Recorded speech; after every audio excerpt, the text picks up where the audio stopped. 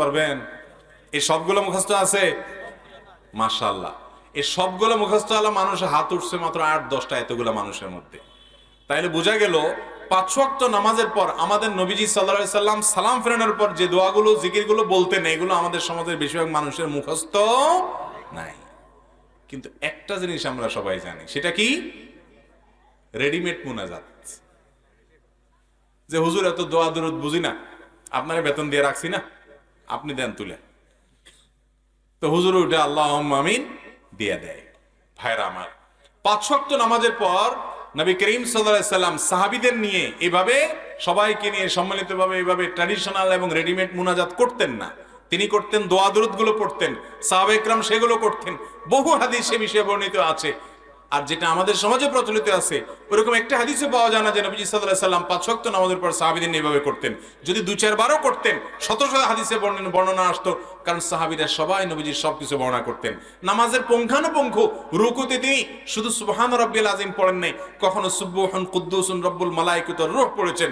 রুকু সিজদায় কখনো কখনো তিনি দোয়া পড়েছেন সুবহানাকাল্লাহুম্মা রব্বানা ওয়া বিহামদিকা আল্লাহুম্মা ফিরলি।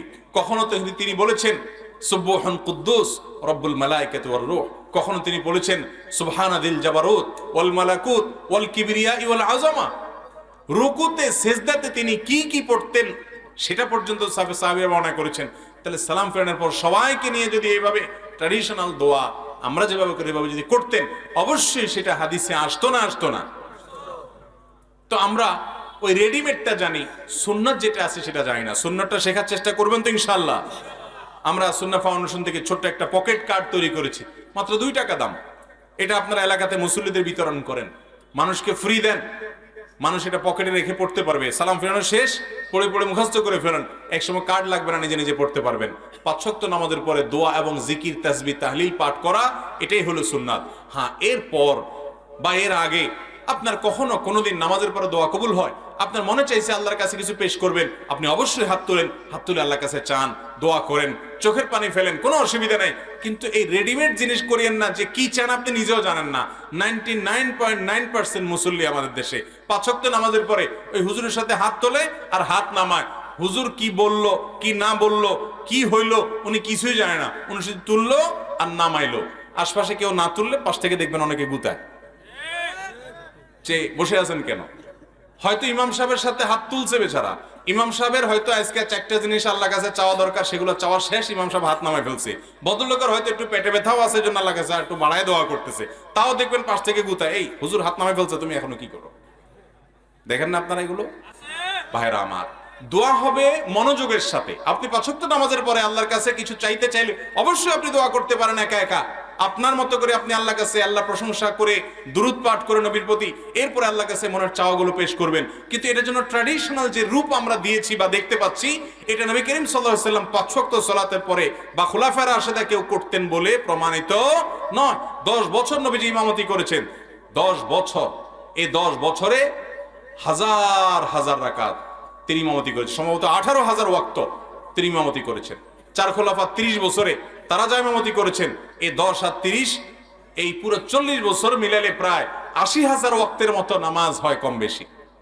অথচ এর ভিতরে যদি 2-10 বারও একই কাজ করতেন, 1-2 বারও করতেন, বহু হাদিসে সেটি বর্ণনা আসতো। বিধায় ভাইরা, আমরা সুন্নাত জিন্দা করব, সেটা হলো 5 ওয়াক্ত সালাতের পর তাসবিহ তাহলিল হাদিস বর্ণিত জিকির এবং দোয়াগুলো করব ইনশাআল্লাহ। কারণ ইবাদত করতে হবে কার পদ্ধতি অনুযায়ী? নবী করিম সাল্লাল্লাহু আলাইহি সাল্লামের পদ্ধতি অনুযায়ী। এরপরে প্রশ্ন হলো, মালাকুল মউত ফেরেশতা কি একজনই? যদি তিনি একজনই হয় তাহলে একই সময় পৃথিবীর বিভিন্ন স্থান থেকে মানুষের জান কিভাবে কবজ করে? মাশাআল্লাহ, মালাকুল মউত তিনি একা, কিন্তু তার সাথে বিশাল আল্লাহর দেওয়া বাহিনী আছে। মালাকুল মউত তিনি অদৃশ্যের জগতের বাসিন্দা, আলামুল গায়েব বলা হয় এটাকে। আমরা দৃশ্যমান জগতের বাসিন্দা। আমরা আমাদের মতো করে যদি আল্লাহর ফেরেশতাকে তুলনা করি বা চিন্তা করি তাহলে ভুল হবে। আল্লাহ রাব্বুল আলামিন অনেক ফেরেশতা তৈরি করেছেন, তাদের যে দক্ষতা, তাদের যে যোগ্যতা, তাদের যে কোয়ালিটি দিয়েছেন, সেগুলো আমরা আমাদের মতো করে দেখলে হবে না। জিবরিলকে আল্লাহ রাব্বুল আলামিন কতগুলো ডানা দিয়েছেন? শত শত ডানা। এবং ডানার প্রসারতা এত যে পূর্ব পশ্চিমকে পরিব্যাপ্ত করে ফেলে। আল্লাহ তাআলা দিয়েছেন না দেন নাই? তো তিনি যা পারেন আমরা তা পারি না। আমরা একা হলে যেটা পারি, ফেরেশতারা একা হলে তার চাইতে হাজারো লক্ষ কোটি বা অগণিত গুণ বেশি পারেন। তাছাড়া মালাকুল মউতের সাথে নিয়োজিত আল্লাহর অনেক ফেরেশতারা ডিউটি পালন করে, তিনি একা না, তিনি তাদের গ্রুপ লিডার। বিধায় কিভাবে সবার রূহ কবজ করে এটা নিয়ে আমার টেনশন, আপনার টেনশন না করলেও চলবে। এরপরে প্রশ্ন হলো, আমি নিয়মিত 5 ওয়াক্ত সালাত আদায় করতাম, কিন্তু একদিন ফজরের নামাজের সময় শরীরে কাঁপুনি দিয়ে উঠে, এরপর থেকে সবসময় নামাজের সময় শরীরের কাঁপুনি দেয়। এই কারণে আমি নামাজ ও অন্যান্য ইবাদত করতে পারি না। এই বিষয়ে আমি অনেক চিকিৎসক দেখিয়েছি, কিন্তু অবস্থার কোনো পরিবর্তন হয় না। আমার করণীয় কি? এটা বেশিরভাগ সম্ভাবনা হলো ব্ল্যাক ম্যাজিক বা দুষ্ট জিনের ভয়ঙ্কর কোনো উপদ্রবের কারণে হতে পারে। এরকম হয়েছে কিনা সেজন্য কোরআন এবং হাদিসের আলোকে যারা ঝাড়ফুঁক করেন সে সমস্ত রাকিদের শরণাপন্ন হতে হবে। রাকিদের ঝাড়ফুঁকের মাধ্যমে এই ধরনের রোগী খুব দ্রুত শনাক্ত হয়ে যায়। আমি এরকম এক রোগী দেখেছি যে তিনি আজান শুরু হয়ে গেলে পাগলের মতো ছুটাছুটি করতে থাকেন এবং তার শরীরটা লোহার মতো শক্ত হয়ে যায়, টাইট হয়ে যায়, টিপ দিলেও আঙ্গুল ঢুকে না। আমার বাসায় আসছে একবার, ভয়ঙ্কর অবস্থা। উনি প্রবাসে ছিলেন মিডল ইস্টে, সেখান থেকে আসছেন। তো আমি এক রাকির সাথে যোগাযোগ করে দিছি, কারণ আমি নিজে রুকিয়া করি না, জানি না। এই সম্পর্কে যারা এক্সপার্ট আছে 2-4 জনকে চিনি, তাদের ঠিকানা দিয়ে দিছি তাদের সাথে যোগাযোগ করার জন্য। তো এরকম দুষ্টজিন বা ব্ল্যাক ম্যাজিকের কারণে, দুষ্টজিন উপদ্রবের কারণে এরকম অস্বাভাবিক ধরনের সমস্যা অনেক সময় তৈরি হয়। এগুলো থেকে আমরা যেন সবসময় নিজেরা নিরাপদ থাকতে পারি, সেজন্য আমাদের কয়েকটা কাজ করতে হবে। নাম্বার 1, সকাল সন্ধ্যার আমলগুলো নিয়মিত করবেন। আয়াতুল কুরসি, 3 কুল, বিসমিল্লাহিল্লাযী লা ইয়াদুররু মা ইসমিহি, এগুলো নিয়মিত পড়বেন সবসময়। বাসার সবাইকে শিখাবেন পড়ার জন্য। নাম্বার 2, বাসা বাড়িতে ঢুকার সময় বিসমিল্লাহ বলে ঢুকবেন, খাওয়ার সময় বিসমিল্লাহ বলে খাবেন, ওয়াশরুমে যাওয়ার সময় বিসমিল্লাহ যাবেন। ওয়াশরুমে শয়তান থাকে, দুষ্ট জিনের ঠিকানা হলো ওয়াশরুম, নোংরা জায়গা, নাপাক জায়গা। এখানে ঢুকার সময় বিসমিল্লাহ বলে ঢুকবেন, বের হওয়ার সময় দোয়া পড়বেন এবং ওয়াশরুমের দরজা বন্ধ করে রাখবেন। বাসা যেই ঢুকবে বিসমিল্লাহ ছাড়া কেউ ঢুকবে না। বিসমিল্লাহ ছাড়া ঢুকলে হাদিসে আসছে শয়তান সাথে ঢুকে, বিসমিল্লাহ বললে আর শয়তান ঢুকতে পারে না। তো এরকম অনেকগুলো আমল আছে, এগুলো যদি নিয়মিত করা যায়, বিশেষ করে সকাল সন্ধ্যার আমল আর যে বিসমিল্লাহর আমল, যেটা বাসায় ঢোকার সময়, খাওয়ার সময় এবং ওয়াশরুমের কথা বললাম। বাসায় কোনো ছবি ইত্যাদি টাঙিয়ে রাখবেন না এবং মিউজিকের ব্যবহার যেন বাসায় না হয় সেটা খেয়াল রাখবেন। ইনশাআল্লাহ আল্লাহ তাআলা হেফাজতে রাখবেন। বিশেষ করে সূরায়ে ইখলাস, সূরায়ে ফালাক, সূরায়ে নাস 3 বার রাত্রে শোয়ার সময় পড়ে শোবেন, সকাল সন্ধ্যা পড়বেন। দুষ্ট জিন থেকে এবং ব্ল্যাক ম্যাজিক থেকে আল্লাহ তাআলা হেফাজত করবেন ইনশাআল্লাহ। সূরা বাকারা এটা তেলাওয়াত করবেন, বাসায় তেলাওয়াত চালু করে রাখবেন, এর মাধ্যমেও এগুলো থেকে আল্লাহ তাআলা হেফাজতে রাখেন। এরপরে প্রশ্ন হলো, আমার আব্বা যৌবনে পদার্পণ করার পর প্রথম 2-4 বছর নামাজ আদায় করেন নাই। এখন তিনি বৃদ্ধ, বয়স প্রায় 70। এমত অবস্থায় এত নামাজ কাজা আদায় করার উপায় নাই, ফিদিয়া আদায় করারও সম্ভব নয়। এমত অবস্থা উপায় কি দয়া করে জানাবেন। 70 বেশি হয়ে গেছে, তার ওই নামাজ আদায় করাও সম্ভব নয়, তাহলে সেক্ষেত্রে এখন আল্লাহর কাছে তিনি মাফ চাইবেন, ইস্তেগফার করবেন, ক্ষমা চাইবেন যে আল্লাহ আমার অজান্তে হয়েছে, আল্লাহ আপনি আমাকে মাফ করে দিন। আল্লাহ রাব্বুল আলামিন ক্ষমাশীল। বান্দার ভুলের কারণে অনুতপ্ত হয়ে, লজ্জিত হয়ে মাফ চাইলে, ভবিষ্যতে সেটা করবে না সংকল্প করলে, ইনশাআল্লাহ আল্লাহ তাআলা কি করবেন? মাফ। ইন্নাল্লাহা ইয়াগফিরুয যুনুবা জামিআ। আমাদের অনেক যুবক ভাইরা নিরাশ হয়ে যান, এত পাপ করছি, আল্লাহ আমারে মাফ করবে? আল্লাহ বলেছেন, লা তাকনাতু মির রাহমাতিল্লাহ, আল্লাহর রহমত থেকে তোমরা আশা ছাড়ি দিও না, নিরাশ হইও না। ইন্নাল্লাহা ইয়াগফিরুয যুনুবা জামিআ, আল্লাহ সব গুনাহ মাফ করবেন। তোমাদের দরকার শুধু আল্লাহর কাছে ক্ষমা চেয়ে ফিরে আসা। ওয়া আনিবু ইলাল্লাহ ফাফিরু ইলাল্লাহ, তোমরা আল্লাহর দিকে শুধু দৌড়াও, ধাবিত হও, আল্লাহর রহমতের কোলে যাও, আল্লাহ সব মাফ করবেন ইনশাআল্লাহ। এরপরে প্রশ্ন হলো, কোন মেয়ের সাথে বিবাহ ঠিক হয়েছে এবং পরবর্তীতে অনৈতিক মেলামেশার ফলে তার গর্ভে বাচ্চা এসেছে এবং মাঝে মেয়েটার অন্যত্র বিবাহ হয়েছে। এমত অবস্থায় মেয়েটির সন্তান ভূমিষ্ঠ হওয়ার পর তার পিতা কে হবে? যার সাথে অনৈতিক মেলামেশা হয়েছে সে, নাকি পরবর্তী যার সাথে বিবাহ হয়েছে? অবশ্যই জেনার কারণে যদি কোনো বাচ্চা গর্ভে আসে, আল্লাহ মাফ করুক, এই ভয়াবহ অপরাধ যদি কেউ করে, তাহলে ওই বাচ্চা যার সাথে জেনার মাধ্যমে হয়েছে তার সন্তান হিসাবে বিবেচিত হবে এবং তাকেই বাপ হিসাবে পরিচয় করতে হবে। কোনো অবস্থাতেই যার সাথে বিয়ে হয়েছে তার সন্তান হিসাবে চালিয়ে দেওয়া যাবে না। কেউ জানে না, আল্লাহ তাআলা তো ঠিকই জানেন। অতএব এই 2 নম্বরে যদি করে, তাহলে ওই মেয়ে গুনাহগার হবে এবং অপরাধী হবে যে একজন মানুষ তার বাবা নয়, তাকে তার বাবা হিসেবে সমাজের মানুষের মধ্যে পরিচয় করে দিচ্ছে। ভাইরা আমার, জেনা আজ এত ব্যাপক হয়ে গেছে, জেনা আজ সোনার হরিণের মতো হয়ে গেছে, যুবকদের চরিত্র শেষ হয়ে গেছে। আমি সেজন্য এই শুরুতে আলোচনায় বলেছি, বিনোদনের নামে, ক্রীড়া কৌতুকের নামে আমাদের যুব সমাজকে ধ্বংস করে ফেলা হয়েছে। এই জন্যই হালাল হারাম বাজ বিচার যারা করে চলে, তারা পবিত্র থাকে, তারা ভালো থাকে, তারা নিরাপদ থাকে, তারা সুখে থাকে। বিধায় এই ধরনের হারাম কাজ থেকে আল্লাহ আমাদেরকে বেঁচে থাকার তৌফিক দান করুন সবাইকে। আমার বন্ধুদের মধ্যে কিছু বন্ধু আছে যারা নামাজ কালাম পড়ে এবং মাঝে মধ্যে মেয়েদের খারাপ মেসেজ করে থাকে, সবার জন্য নসিহা করবেন প্লিজ। অনেক যুবকরা আছে এই রোগের রোগী। যুবক মানে হলো একটু দুষ্টামি, একটু বাদরামি, মেয়েদের পিছে লাগালাগি, তাদেরকে ইফটিজিং করা, তাদেরকে উত্ত্যক্ত করা, ফেসবুকে মেসেজ দেওয়া, হোয়াটসঅ্যাপে নক করা, অযথা শির দেওয়া, এই বদমাইশি বাদরামি বেশিরভাগ যুবকরা আজকাল করাটাকে তাদের রাইট মনে করে এটা আমার এই বয়সে করার বোধহয় অধিকার আছে। এমনকি মুরব্বীরাও এটা দেখার পরও বলে যে একটু আধটু করে। ঠিক না বে ঠিক? ভাইরা আমার,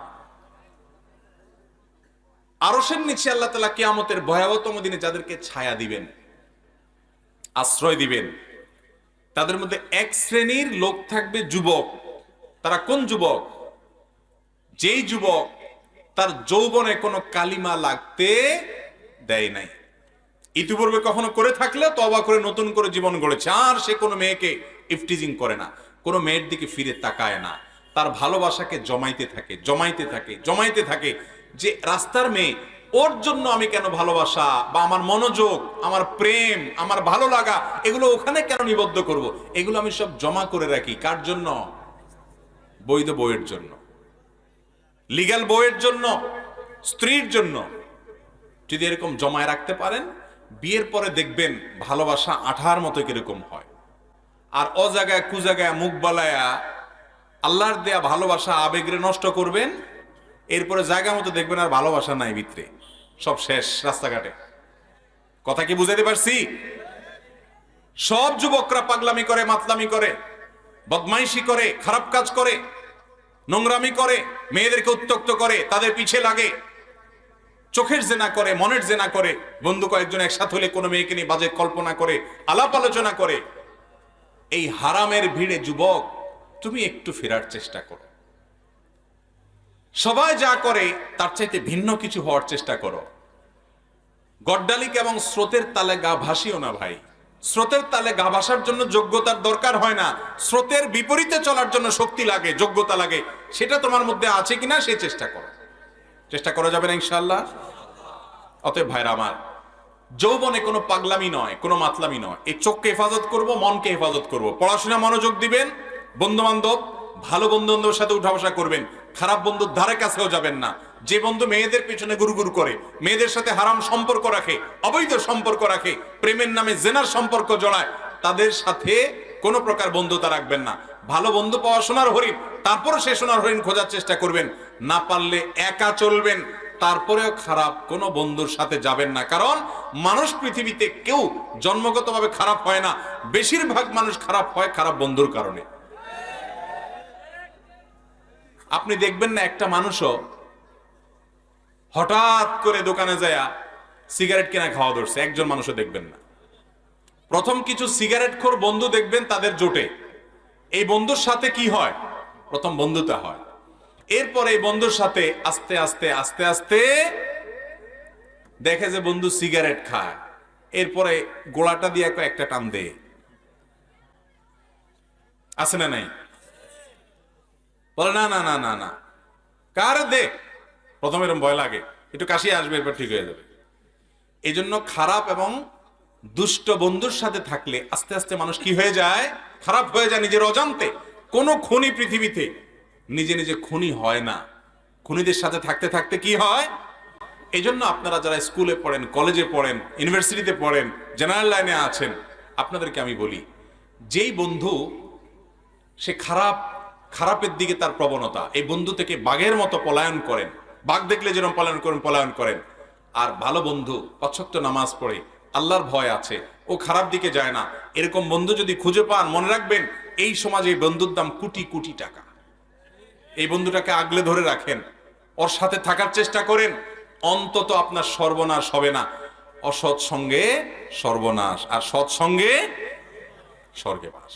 অতএব ভালো বন্ধু নিয়ে চলার চেষ্টা করবো তো ইনশাআল্লাহ।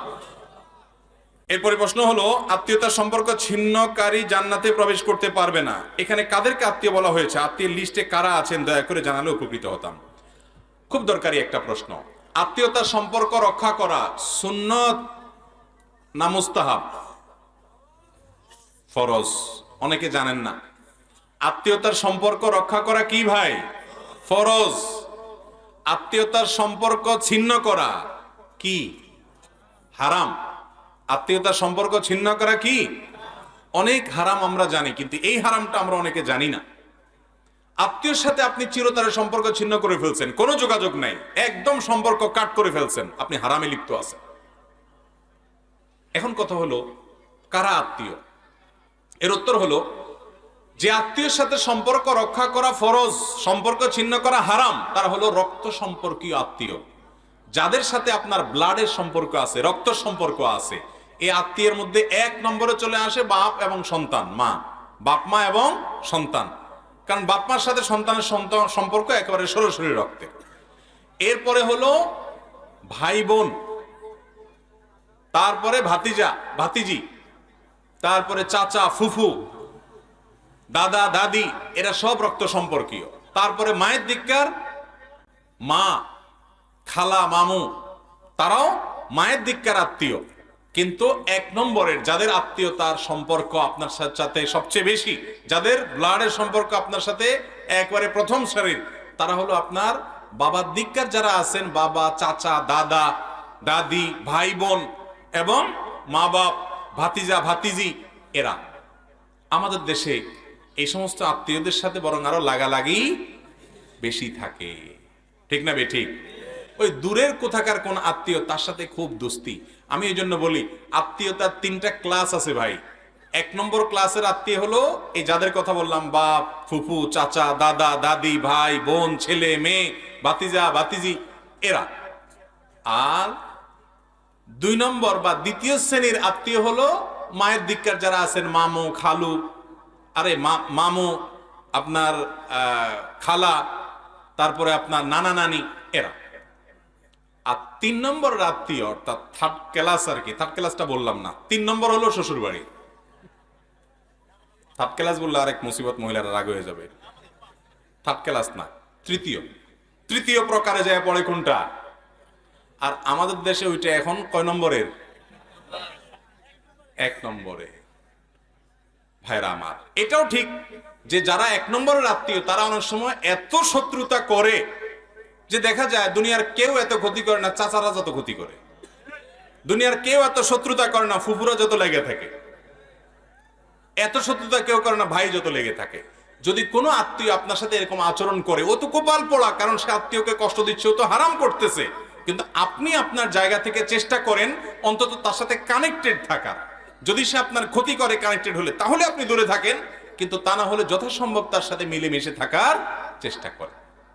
আমরা এখন দেখা যায় যে রক্ত সম্পর্কে আত্মীয়দের সাথে কোনো খোঁজ খবর নাই। এরকম বহু লোক আছে যে কিছুই হয় নাই, তারপরও চাচাতো ভাই, আপনার কি বলে চাচা, তারপরে ফুফু, তাদের সাথে কোনো যোগাযোগ নাই। অনেকের তো গন্ডগোল ফাসাদ আছে, অনেকের গন্ডগোল ফাসাদও নাই, তারপরেও কোনো যোগাযোগ নাই। আজকাল ফেসবুকে আমাদের এক একজনের 5,000 করে বন্ধু। 5,000 বন্ধুর হক আদায় করতে করতে এই সমস্ত আত্মীয় গণার টাইম আমাদের নাই। কিয়ামতের দিন আল্লাহর কাছে এই 5,000 বন্ধুর কথা যদি বলেন, আল্লাহ দোস্তদের হক আদায় করতে গিয়ে ইনবক্সে, মেসেঞ্জারে ওরা লাইক দিছে, এই জন্য পাল্টা লাইক দেওয়া লাগছে, কমেন্ট লিখছে, এই জন্য পাল্টা রিপ্লাই দেওয়া লাগছে, না এর দোস্ত নারাজ হয়ে গেছে, ওদের হক আদায় করতে করতে আল্লাহ সময় পাই নাই চাচা ফুপুর আদায় করার, হক আদায় করার। মুগুরের মায়ের একটাও নিচে পড়বো যে 2 নম্বর দোস্ত তোরে পাতাইতে বলছে কে? ভাইরা আমার, এই সামাজিক যোগাযোগের মাধ্যমগুলো আমাদেরকে আজকাল অনেক বেশি অসামাজিক করে দিচ্ছে। কাজের জায়গায় খবর নাই, অজায়গায় সব এনার্জি দিয়ে আছে। অতএব আত্মীয়তা সম্পর্ক রক্ষা করে চলবো তো ইনশাআল্লাহ। এক সাহাবী নবীজির কাছে বলছে, ইয়া রাসূলুল্লাহ, আমি তো আত্মীয়ের সাথে ভালো থাকতে চাই, কিন্তু তারা তো আমার ক্ষতি করে। নবী করিম সাল্লাল্লাহু আলাইহি সাল্লাম তখন বলেছেন, তুমি যা বলছো, যদি এরকমটা সে করে, তোমার ক্ষতি করে আত্মীয় হয়ে, তাহলে ও তোর কপাল শেষ করতেছে, ধ্বংস করতেছে আত্মীয়র প্রতি অবিচার করে বা তাকে কষ্ট দিয়ে। কিন্তু তুমি মনে রাখবা, লাইসাল ওয়াসিলু বিল মুকাফি, তোমার আত্মীয় তোমার সাথে ভালো আচরণ করলে তুমিও ভালো আচরণ করো, সে তোমার ছেলেকে গিফট দেয় তুমিও তার ছেলেকে গিফট দাও, এর নাম আত্মীয়তার সম্পর্ক রক্ষা করা না। এটা তো যে কোনো মানুষই ভালো করলে তার সাথে পাল্টা আরেকজন ভালো করে। আত্মীয় যদি তোমার সাথে খারাপও হয়, তুমি খারাপ অন্তত করবা না, চেষ্টা করবা ভালো কিছু করার, সবর করার, প্রতিহত করবা। তুমি জুলুম সহ্য করার দরকার নাই, কিন্তু তুমি খারাপ করবা না এবং পারলে সম্পর্ক রক্ষা করবা। এটাই হলো আত্মীয়তার সম্পর্ক রক্ষা করা। ভাইরা আমার, অনেকগুলো প্রশ্ন, কিন্তু রাত কম হয় নাই, আমাকে শেষ করতে হবে। আর দুই একটা উত্তর দিয়ে আমি শেষ করি। বাচ্চা ভূমিষ্ঠ হওয়ার পর সে আতুর চুল কাটা হয়, যে আতুর চুল কাটা হয় এটা না কাটলে গুনাহ হবে কিনা? অনেকে বলে আতুর চুল না কাটলে গুনাহ হবে, বিষয়টা কি আদৌ সত্য কিনা? বাচ্চার জন্মের পর 7ম দিনে তার মাথার চুলগুলো চেঁচে সেই চুলের ওজন সমপরিমাণ স্বর্ণ অথবা রূপা দান করা মুস্তাহাব, বিভিন্ন হাদিস দ্বারা প্রমাণিত। তো চুলের ওজন পরিমাণ স্বর্ণ দান করলে কত টাকা হবে আমি জানি না, তবে রূপা আমি আমার ছেলের সময় করেছিলাম 30-35 টাকা হয়। আমি ওজন দিয়ে দেখছিলাম যে কতটুকু হয়, এটা এই পরিমাণ ওজনের রূপা বাজার দাম কত, খুব সামান্য। কারণ বাচ্চার মাথায়, নতুন ভূমিষ্ঠ বাচ্চার মাথায় চুলি থাকে কয়টা, তো এটা আনুমানিক ওজন করে বা ওজন ছাড়াও আনুমানিক ওজন ধরে ওই স্বর্ণ বা রূপার মূল্য, টাকা পয়সা আলা হলে স্বর্ণের হিসাবে দিবেন, গরিব হলে রূপার হিসাবে দিবেন, টাকা আল্লাহর রাস্তায় দান করে দিবেন 7ম দিনে। তাহলে মাথার চুল চাচাটা সুন্নাহ। এবং এটা যদি কেউ না করতে পারে কোনো অসুবিধা নাই। বিশেষ করে প্রবাসী আমাদের অনেক ভাইরা আছেন, হাসপাতালে ছেলে মেলে হয়, সেসব দেশে ডাক্তাররা বাচ্চাদের চুলে হাত দিতে দেয় না দীর্ঘদিন পর্যন্ত, বলে যে বাচ্চার জন্য ক্ষতি হবে, ঠান্ডা লাগবে, হানতান। তো যদি কেউ না কাটতে পারেন তাতে কোনো গুনাহ হবে না, কিন্তু কাটাটা এই দিনে সুন্নাহ এবং ভালো সওয়াবের কথা। 2023 সালে দুর্ভিক্ষ হবে কিনা, কোরআন হাদিসের আলোকে কি বলে এবং সমাধান কি? কোন সালে দুর্ভিক্ষ হবে, কোন সালে কি হবে, এরকম সাল গণনা করে করে কোরআন হাদিসে বলা হয় নাই। তবে দুর্ভিক্ষ পৃথিবীতে বিভিন্ন সময় হয়েছে, হবে। নবী করিম সাল্লাল্লাহু আলাইহি ওয়াসাল্লামের জীবদ্দশাতেও সাহাবীদের মধ্যেও দুর্ভিক্ষ হয়েছে। তবে ইমাম মাহদী আগমনের আগে কয়েক বছর পৃথিবী জুড়ে দুর্ভিক্ষ দেখা দিবে, এরকম কথা বিভিন্ন হাদিস থেকে জানা যায়। অতএব সাল ঠিক করে বলা যাবে না যে এই সালে দুর্ভিক্ষ হবে, হাদিসে বা কোরআনে বলা আছে, এরকম কোন কথা পরিষ্কার করে আলাদা করে কোরআনে কোথাও এভাবে বলা নাই। ঘুরায় ঘেরায় এগুলো অনেকে আপনার কোরআন বা হাদিসের বিভিন্ন বর্ণনা থেকে ওনারা আবিষ্কার বা প্রমাণ করার চেষ্টা করেন মাত্র, এটা তাদের গবেষণা মাত্র। কোরআন হাদিস থেকে ডাইরেক্ট এরকম কোনো কথা বলা নাই। মোবাইলে টাকা ধার নিলে 20 টাকার পরিবর্তে 18 টাকা আসে, কিন্তু পরবর্তীতে রিচার্জ করলে 20 টাকাই কাটে, এই বিষয়টা কি রিবার অন্তর্ভুক্ত হবে, অর্থাৎ সুদের অন্তর্ভুক্ত হবে কিনা? এর উত্তর হলো না, এটা সুদের অন্তর্ভুক্ত হবে না। মোবাইলে আমরা প্রায় লোন নেওয়া লাগে অনেকের, যে টাকা শেষ হয়ে গেছে, এখন মোবাইল কোম্পানি বলে তুমি লোন নিতে পারো। তো লোন নিলে দেখা যায় 2 টাকা কম দেয়। এই যে 2 টাকা কম নিল পুরাটা, তাহলে লোন নিলাম আবার কম বেশ হয়ে গেলে তাহলে সুদ হবে কিনা? উত্তর হলো না, সুদ হবে না। সুদ হবে না এই জন্য যে সুদের যে সংজ্ঞা সেটা এখানে খাটেই না। এটা আসলে ওইরকম আপনার এক্সচেঞ্জ যোগ্য যে নগদ টাকা পয়সা, এই ব্যালেন্সটাকে ওইটার মধ্যে ফেলানোই যায় না, যার কারণে এটা সুদ বলা কঠিন। সুদটা, এটাকে সুদ বলা যায় না, সুদ না এটা। আর দ্বিতীয়ত, অনেক কোম্পানি আছে যেগুলো কাটে না, হুবহু যা আছে সেটাই দেয়। আবার অনেক কোম্পানি আছে কাটে, এটা তারা আপনার তাদের যে প্রসেসিং ফি সেটা হিসাবে তারা কাটে। তো প্রসেসিং ফি যদি নাও কাটে, তারপর এটা সুদ হিসাবে গণ্য হবে না। অতএব মোবাইল কোম্পানিগুলো থেকে লোন নেওয়া, ব্যালেন্স আবার সেটা পরিশোধ করা, সেখানে যদি কম বেশি করে সেটা সুদ হবে না। মাওলানা আব্দুল মালিক হাফিজাহুল্লাহ সহ অনেক উলামা ইকরামের ফতোয়া এক্ষেত্রে পরিষ্কারভাবে আছে, যেটা সুদ হবে না। আমি 5 ওয়াক্ত সালাত আদায় করি, কিন্তু আমি গোপন গুনাহের কাজে আসক্ত। আমি আমার কাজের জন্য অনুতপ্ত হয়ে তওবা করি, কিন্তু আমি পুনরায় সেই গুনাহের কাজে লিপ্ত হয়ে পড়ি। এক্ষেত্রে আমার তওবা কি কবুল হয়? না হলে এর থেকে পরিত্রাণের উপায় কি? গোপন গুনাহের সাথে আমাদের অনেক তরুণ ভাইরা জড়িত, সম্পৃক্ত। এই গুনাহ থেকে বাঁচার জন্য আমি কয়েকটা পরামর্শ সব সময় দেই। এর ভিতরে সবচেয়ে বড় সমাধান, মৌলিক সমাধান, যেটা অনেক সময় ভুলে যায়, আমি সেটা শুরুতে বলি, যেটা হলো বিয়ে করা। বিয়ে করার চাইতে কুইক এবং কার্যকর কোনো সমাধান নাই।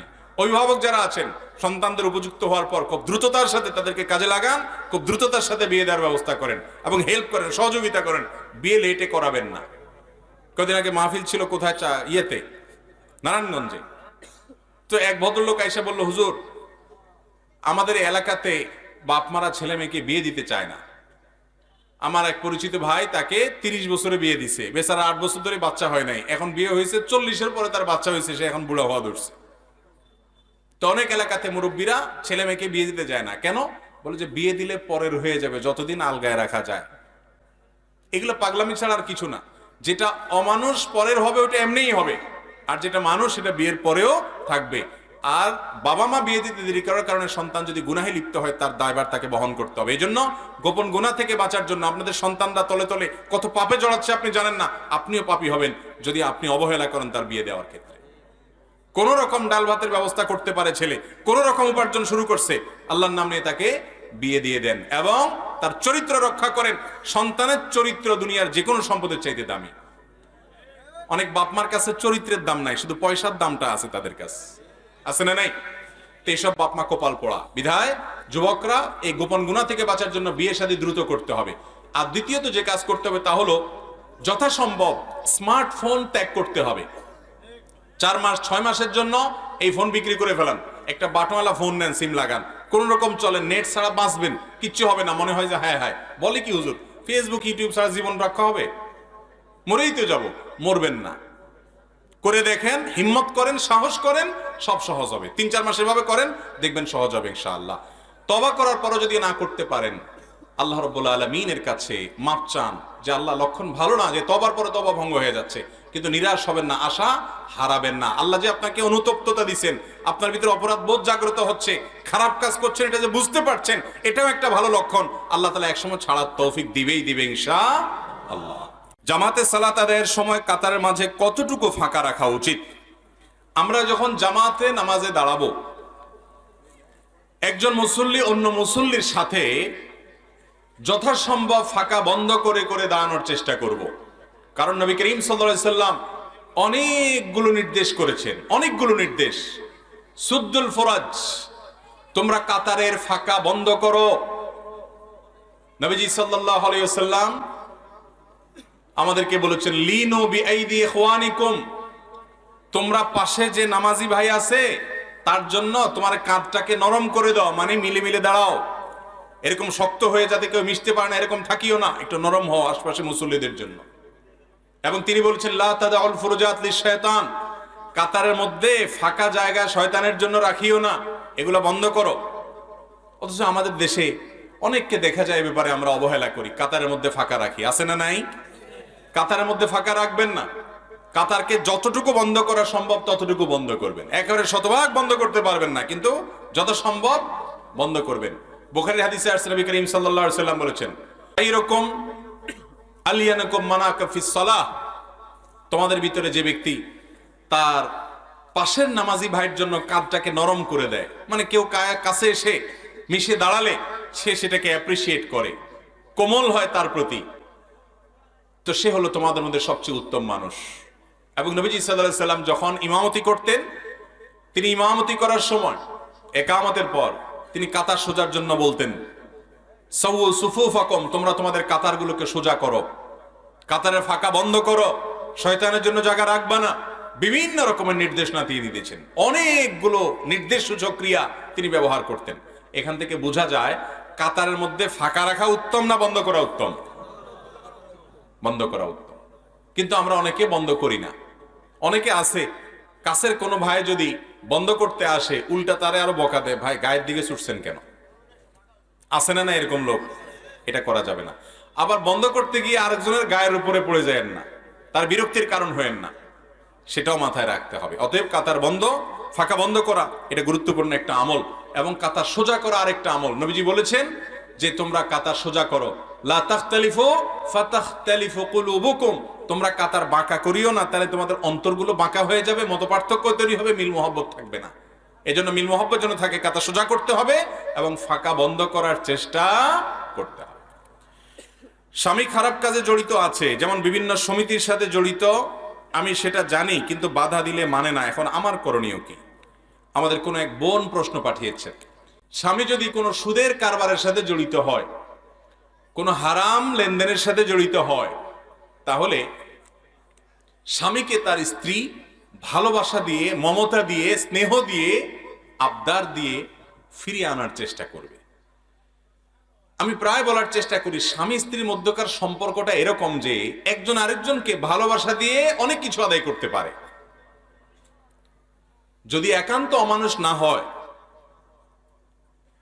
তাহলে সেক্ষেত্রে তাকে ভালোবাসা দিয়ে এটা আদায় করা সম্ভব। এটা চেষ্টা করতে হবে। সবকিছু তোমার জন্য উজাড় করতে চাই, প্লিজ তুমি ফিরে আসো। আর যেই স্বামী একজন দিনদার স্ত্রী পাইছে, যে স্ত্রী হারাম থেকে বাঁচতে চায়, এই স্বামীর চাইতে কপাল পোড়া স্বামী দুনিয়াতে আর কে আছে যে একজন ভালো স্ত্রী পাইছে? বেশিরভাগ স্বামীরা নষ্ট হয় বউয়ের কারণে। বউ বলে যে টাকা চাই, পয়সা চাই, শাড়ি চাই, চুড়ি চাই, স্বর্ণ চাই, গহনা চাই।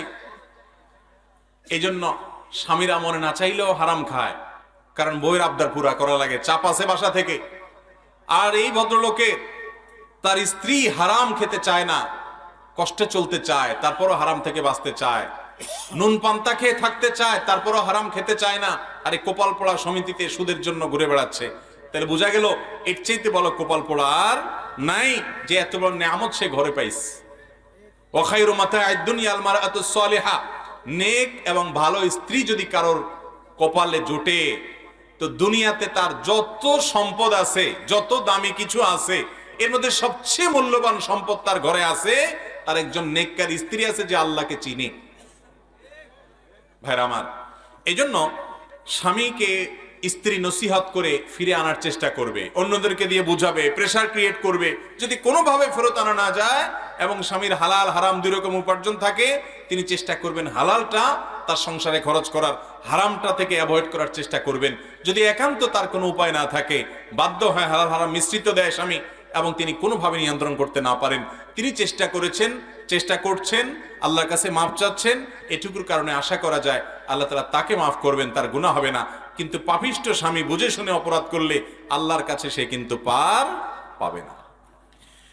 এরপরে প্রশ্ন হলো, স্বামী বেনামাজি এবং মুনাফিকের যে তিনটি লক্ষণ কোরআন ও হাদিসের মধ্যে দেয়া আছে, সে তার মধ্যে আছে, এখন এই স্বামীকে ছেড়ে দেওয়া যাবে কি? এটি একটু জটিল। মুনাফিকের লক্ষণ থাকলেই স্বামী ছাড়া যাবে না। মুনাফিকের লক্ষণ থাকা মানে কিন্তু মুনাফিক না বা কাফের না। আয়াতুল মুনাফিকি সালাস, হাদিসে আসছে মুনাফিকের আলামত এবং মার্কা হলো তিনটা। কয়টা মার্কা মুনাফিকের? ইযা হাদ্দাসা কাযাবা, যখন সে কথা বলবে মিথ্যা কথা বলবে। যখন সে কথা বলবে কি বলবে? যদি কথায় কথায় মিথ্যা কথা বলে, এটা হলো মুনাফিকের আলামত। কথায় কথায় যদি মিথ্যা বলে, এটা কিসের আলামত? মুনাফিকের আলামত। ইযা হাদ্দাসা কাযিব ওয়া ইযা ওয়া'আদা আখলাফ, ওয়াদা করলে খেলাফ করে, কথার কোনো ঠিক নাই, আজকে বলে 3 দিন পরে হয়, সবার সাথে যেমনি সেমনি ওয়াদা করে আর খেলাফ করে। এটা মুনাফিকের মার্কা নম্বর 2। আর মুনাফিকের 3 নম্বর মার্কা হলো ওয়া ইযা আতুমিনা খান, তার কাছে আমানত রাখা হলে সে আমানতের খেয়ানত করে। তার কাছে আমানত রাখা হলে কি করে? সে আমানতের খেয়ানত করে। কথা বলছে কাউকে না বলার জন্য, সে সবার আগে বলে বেড়ায়। টাকা জমা দিছে, মেরে দেয়। আমানতের ঠিক ঠিকানা নাই। এই 3টা হলো মুনাফিকের মার্কা। কথায় কথায় মিথ্যা বলা, ওয়াদা করলে ওয়াদা রক্ষা না করা, আর আমানতের খেয়ানত করা। এই 3টা হলো মুনাফিকের মার্কা। এই মার্কাগুলা কারোর মধ্যে থাকলে লক্ষণ খারাপ, মুনাফিকের লক্ষণ আছে। কিন্তু এটাকে নেফাকে আমলি বলে, কর্মগত মুনাফিক বলে। এটার ফলে মানুষ বেঈমান হয়ে যায় না, কাফের হয়ে যায় না। তাহলে তো মুসলমান একটাও খুঁজে পাওয়া যেত না। কারণ কথায় কথা মিথ্যা বলে এরকম মানুষের অভাব আছে দেশে? ওয়াদা করে আর ওয়াদা ঠিক রাখে না, এরকম মানুষের অভাব আছে? আপনাদের এলাকায় অভাব আছে এরকম মানুষের? তাহলে তো মুসলমানই টিকা পাওয়া যাবে না। এই জন্য এগুলো থাকলে মানুষ কাফের হয়ে যায় না। কোন নারী তার স্বামীর মধ্যে 3 আলামত যদি দেখেন, তাহলে তাকে কাফের মনে করে তার থেকে বিচ্ছেদ হওয়ার কোনো প্রয়োজন নাই, যৌক্তিকতাও নাই। বরং তাকে নসিহত করে ভালো করার চেষ্টা করবেন, আর না হলে তার পাপে তাকে পাবে, নিজে ভালো থাকার চেষ্টা করবেন।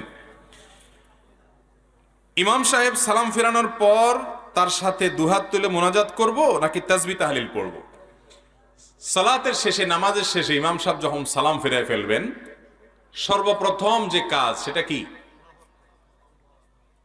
এক বর্ণনায় আসছে আল্লাহু আকবার বলবেন, এরপর 3 বার ইস্তিগফার পড়বেন, আস্তাগফিরুল্লাহ আস্তাগফিরুল্লাহ আস্তাগফিরুল্লাহ। অন্য বর্ণনায় আসছে শুধু ইস্তিগফার বলবেন। সালাম শেষ ইমাম সাহেবের প্রথম কাজ আস্তাগফিরুল্লাহ আস্তাগফিরুল্লাহ আস্তাগফিরুল্লাহ। এরপরে বলবেন আল্লাহুম্মা আনতাস সালাম ওয়া মিনকাস সালাম তাবারাকতা ইয়া যাল জালালি ওয়াল ইকরাম। এরপর আপনাকে আল্লাহ তৌফিক দিলে আপনি আরো বিভিন্ন দোয়া আছে সেগুলো পড়বেন। সূরা ইখলাস একবার পড়বেন, সূরা ফালাক একবার পড়বেন, সূরা নাস একবার পড়বেন, আয়াতুল কুরসি একবার পড়বেন, আল্লাহু লা ইলাহা ইল্লা হুয়াল হাইয়ুল কাইয়্যুম। এরপরে দোয়া পড়বেন লা ইলাহা ইল্লাল্লাহু ওয়াহদাহু লা শারীকা লাহু লাহুল মুলকু ওয়া লাহুল হামদ ওয়া হুয়া আলা কুল্লি শাইইন কাদির। আপনি আরো দোয়া পড়বেন লা ইলাহা ইল্লাল্লাহু ওয়াহদাহু লা ইলাহা ইল্লাল্লাহু ওয়াহদাহু লা শারীকা লাহু লাহুল মুলক ওয়া লাহুল হামদ ওয়া হুয়া আলা কুল্লি শাইইন কাদির। লা ইলাহা ইল্লাল্লাহু মুখলিসিনা লাহুদ-দ্বীন ওয়ালাউ কারিহাল কাফিরুন। লা ইলাহা ইল্লাল্লাহ ওয়া লা না'বুদু ইল্লা ইয়্যাহ লাহুন নি'মাতু ওয়া লাহুল ফাদলু ওয়া লাহুস সানাউল হাসান। এরপর আরো পড়বেন আল্লাহুম্মা আইন্নি আলা যিকরিকা ওয়া শুকরিকা ওয়া হুসনি ইবাদাতিক। এরপরে পড়বেন আপনি 33 বার সুবহানাল্লাহ, 33 বার আলহামদুলিল্লাহ, 34 বার আল্লাহু আকবার। আরেক বর্ণনা আসছে আল্লাহু আকবার 33 বার, শেষের বার পড়বেন লা ইলাহা ইল্লাল্লাহু ওয়াহদাহু লা শারীকা লাহু লাহুল মুলকু ওয়া লাহুল হামদু ওয়া আলা কুল্লি শাইইন কাদির। এইভাবে এই দোয়া এবং জিকিরগুলো 5 ওয়াক্ত নামাজের পর নবী করিম সাল্লাল্লাহু আলাইহি সাল্লাম পড়তেন। এগুলো বেশি বেশি করে পড়বেন। এই যে দোয়াগুলোর কথা আমি বললাম এগুলোর সবগুলো মুখস্থ যাদের আছে একটু হাত তোলেন তো। বুঝে হাত তুলছেন, আমি যদি এখন জিজ্ঞেস করে বলতে পারবেন এই সবগুলো মুখস্থ আছে? মাশাআল্লাহ, এই সবগুলো মুখস্থ আলা মানুষের হাত উঠছে মাত্র 8-10টা এতগুলো মানুষের মধ্যে। তাইলে বোঝা গেল 5 ওয়াক্ত নামাজের পর আমাদের নবীজি সাল্লাল্লাহু আলাইহি সাল্লাম সালাম ফেরানোর পর যে দোয়াগুলো জিকিরগুলো বলতেন এগুলো আমাদের সমাজের বেশিরভাগ মানুষের মুখস্থ নাই। কিন্তু একটা জিনিস আমরা সবাই জানি, সেটা কি? রেডিমেড মুনাজাত। যে হুজুর এত দোয়া দরুদ বুঝি না, আপনারে বেতন দিয়ে রাখছি না, আপনি দেন তুলে। তো হুজুর উঠে আল্লাহুম্মা আমিন দিয়ে দেয়।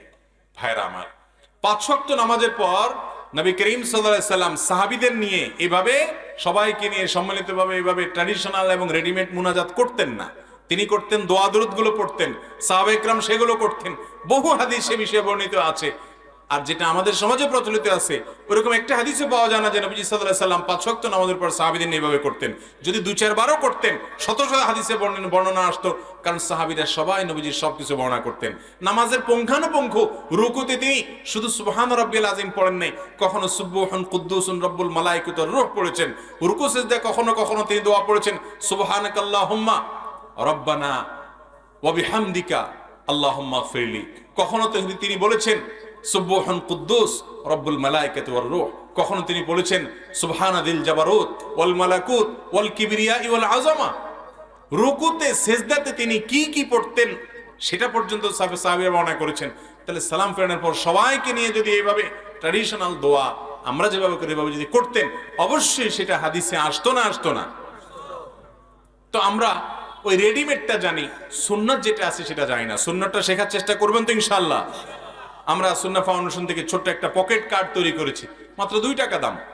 এটা আপনারা এলাকাতে মুসল্লিদের বিতরণ করেন, মানুষকে ফ্রি দেন, মানুষ এটা পকেটে রেখে পড়তে পারবে। সালাম ফেরানো শেষ, পড়ে পড়ে মুখস্থ করে ফেলেন, একসময় কার্ড লাগবে না, নিজে নিজে পড়তে পারবেন। 5 ওয়াক্ত নামাজের পরে দোয়া এবং জিকির তাসবিহ তাহলিল পাঠ করা, এটাই হলো সুন্নাত।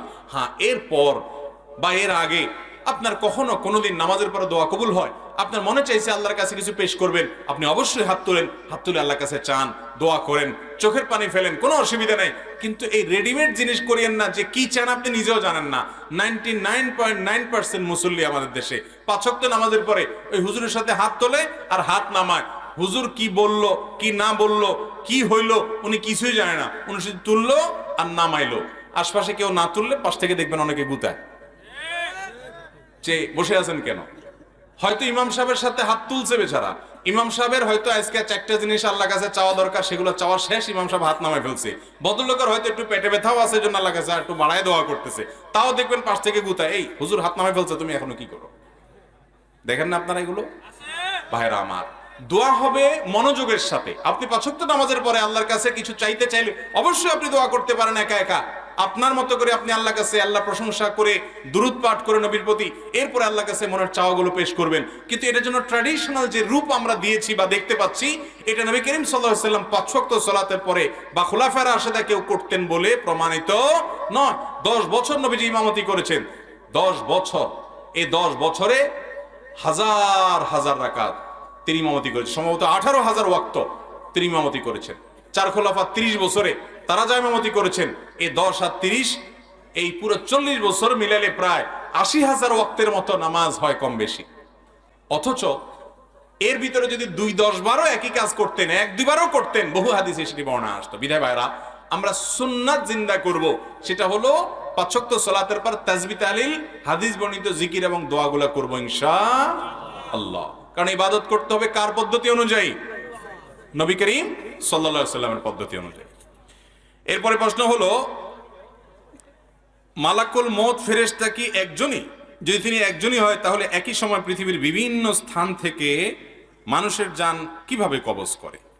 মাশাআল্লাহ, মালাকুল মউত তিনি একা, কিন্তু তার সাথে বিশাল আল্লাহর দেওয়া বাহিনী আছে।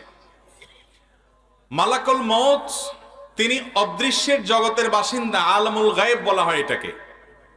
আমরা দৃশ্যমান জগতের বাসিন্দা। আমরা আমাদের মতো করে আল্লাহর ফেরেশতাকে তুলনা করি বা চিন্তা করি, তাহলে ভুল হবে। আল্লাহ রাব্বুল আলামিন অনেক ফেরেশতা তৈরি করেছেন, তাদের যে দক্ষতা, তাদের যে যোগ্যতা, তাদের যে কোয়ালিটি দিয়েছেন, সেগুলো আমরা আমাদের মতো করে দেখলে হবে না। জিবরিলকে আল্লাহ রাব্বুল আলামিন কতগুলো ডানা দিয়েছেন? শত শত ডানা, এবং ডানার প্রসারতা এত যে পূর্ব পশ্চিমকে পরিব্যাপ্ত করে ফেলে। আল্লাহ তাআলা দিয়েছেন না দেন নাই? তো তিনি যা পারেন আমরা তা পারি না। আমরা একা হলে যেটা পারি, ফেরেশতারা একা হলে তার চাইতে হাজারো লক্ষ কোটি বা অগণিত গুণ বেশি পারেন। তাছাড়া মালাকুল মউতের সাথে নিয়োজিত আল্লাহর অনেক ফেরেশতারা ডিউটি পালন করে। তিনি একা না, তিনি তাদের গ্রুপ লিডার। বিধায় কিভাবে সবার রূহ কবজ করে, এটা নিয়ে আমার টেনশন, আপনার টেনশন না করলেও চলবে। এরপরে প্রশ্ন হলো, আমি নিয়মিত 5 ওয়াক্ত সালাত আদায় করতাম, কিন্তু একদিন ফজরের নামাজের সময় শরীরে কাঁপুনি দিয়ে উঠে, এরপর থেকে সবসময় নামাজের সময় শরীরের কাঁপুনি দেয়। এই কারণে আমি নামাজ ও অন্যান্য ইবাদত করতে পারি না। এই বিষয়ে আমি অনেক চিকিৎসক দেখিয়েছি, কিন্তু অবস্থার কোনো পরিবর্তন হয় না। আমার করণীয় কি? এটা বেশিরভাগ সম্ভাবনা হলো ব্ল্যাক ম্যাজিক বা দুষ্ট জিনের ভয়ঙ্কর কোনো উপদ্রবের কারণে হতে পারে। এরকম হয়েছে কিনা সেজন্য কোরআন এবং হাদিসের আলোকে যারা ঝাড়ফুঁক করেন, সে সমস্ত রাকিদের শরণাপন্ন হতে হবে। রাকিদের ঝাড়ফুঁকের মাধ্যমে এই ধরনের রোগী খুব দ্রুত শনাক্ত হয়ে যায়। আমি এরকম এক রোগী দেখেছি যে তিনি আজান শুরু হয়ে গেলে পাগলের মতো ছুটাছুটি করতে থাকেন, এবং তার শরীরটা লোহার মতো শক্ত হয়ে যায়, টাইট হয়ে যায়, টিপ দিলেও আঙ্গুল ঢুকে না। আমার বাসায় আসছে একবার, ভয়ঙ্কর অবস্থা। উনি প্রবাসে ছিলেন মিডল ইস্টে, সেখান থেকে আসছেন। তো আমি এক রাকির সাথে যোগাযোগ করে দিছি, কারণ আমি নিজে রুকিয়া করি না, জানি না। এ সম্পর্কে যারা এক্সপার্ট আছে 2-4 জনকে চিনি, তাদের ঠিকানা দিয়ে দিছি তাদের সাথে যোগাযোগ করার জন্য। তো এরকম দুষ্টজিন বা ব্ল্যাক ম্যাজিকের কারণে, দুষ্টজিন উপদ্রবের কারণে এরকম অস্বাভাবিক ধরনের সমস্যা অনেক সময় তৈরি হয়। এগুলো থেকে আমরা যেন সবসময় নিজেরা নিরাপদ থাকতে পারি, সেজন্য আমাদের কয়েকটা কাজ করতে হবে। নাম্বার 1, সকাল সন্ধ্যার আমলগুলো নিয়মিত করবেন। আয়াতুল কুরসি, 3 কুল, বিসমিল্লাহিল্লাযী লা ইয়াদুররু মা ইসমিহি, এগুলো নিয়মিত পড়বেন সব সময়। বাসার সবাইকে শিখাবেন পড়ার জন্য। নাম্বার 2, বাসা বাড়িতে ঢোকার সময় বিসমিল্লাহ বলে ঢুকবেন, খাওয়ার সময় বিসমিল্লাহ বলে খাবেন, ওয়াশরুমে যাওয়ার সময় বিসমিল্লাহ যাবেন। ওয়াশরুমে শয়তান থাকে, দুষ্ট জিনের ঠিকানা হলো ওয়াশরুম, নোংরা জায়গা, নাপাক জায়গা। এখানে ঢোকার সময় বিসমিল্লাহ বলে ঢুকবেন, বের হওয়ার সময় দোয়া পড়বেন, এবং ওয়াশরুমের দরজা বন্ধ করে রাখবেন।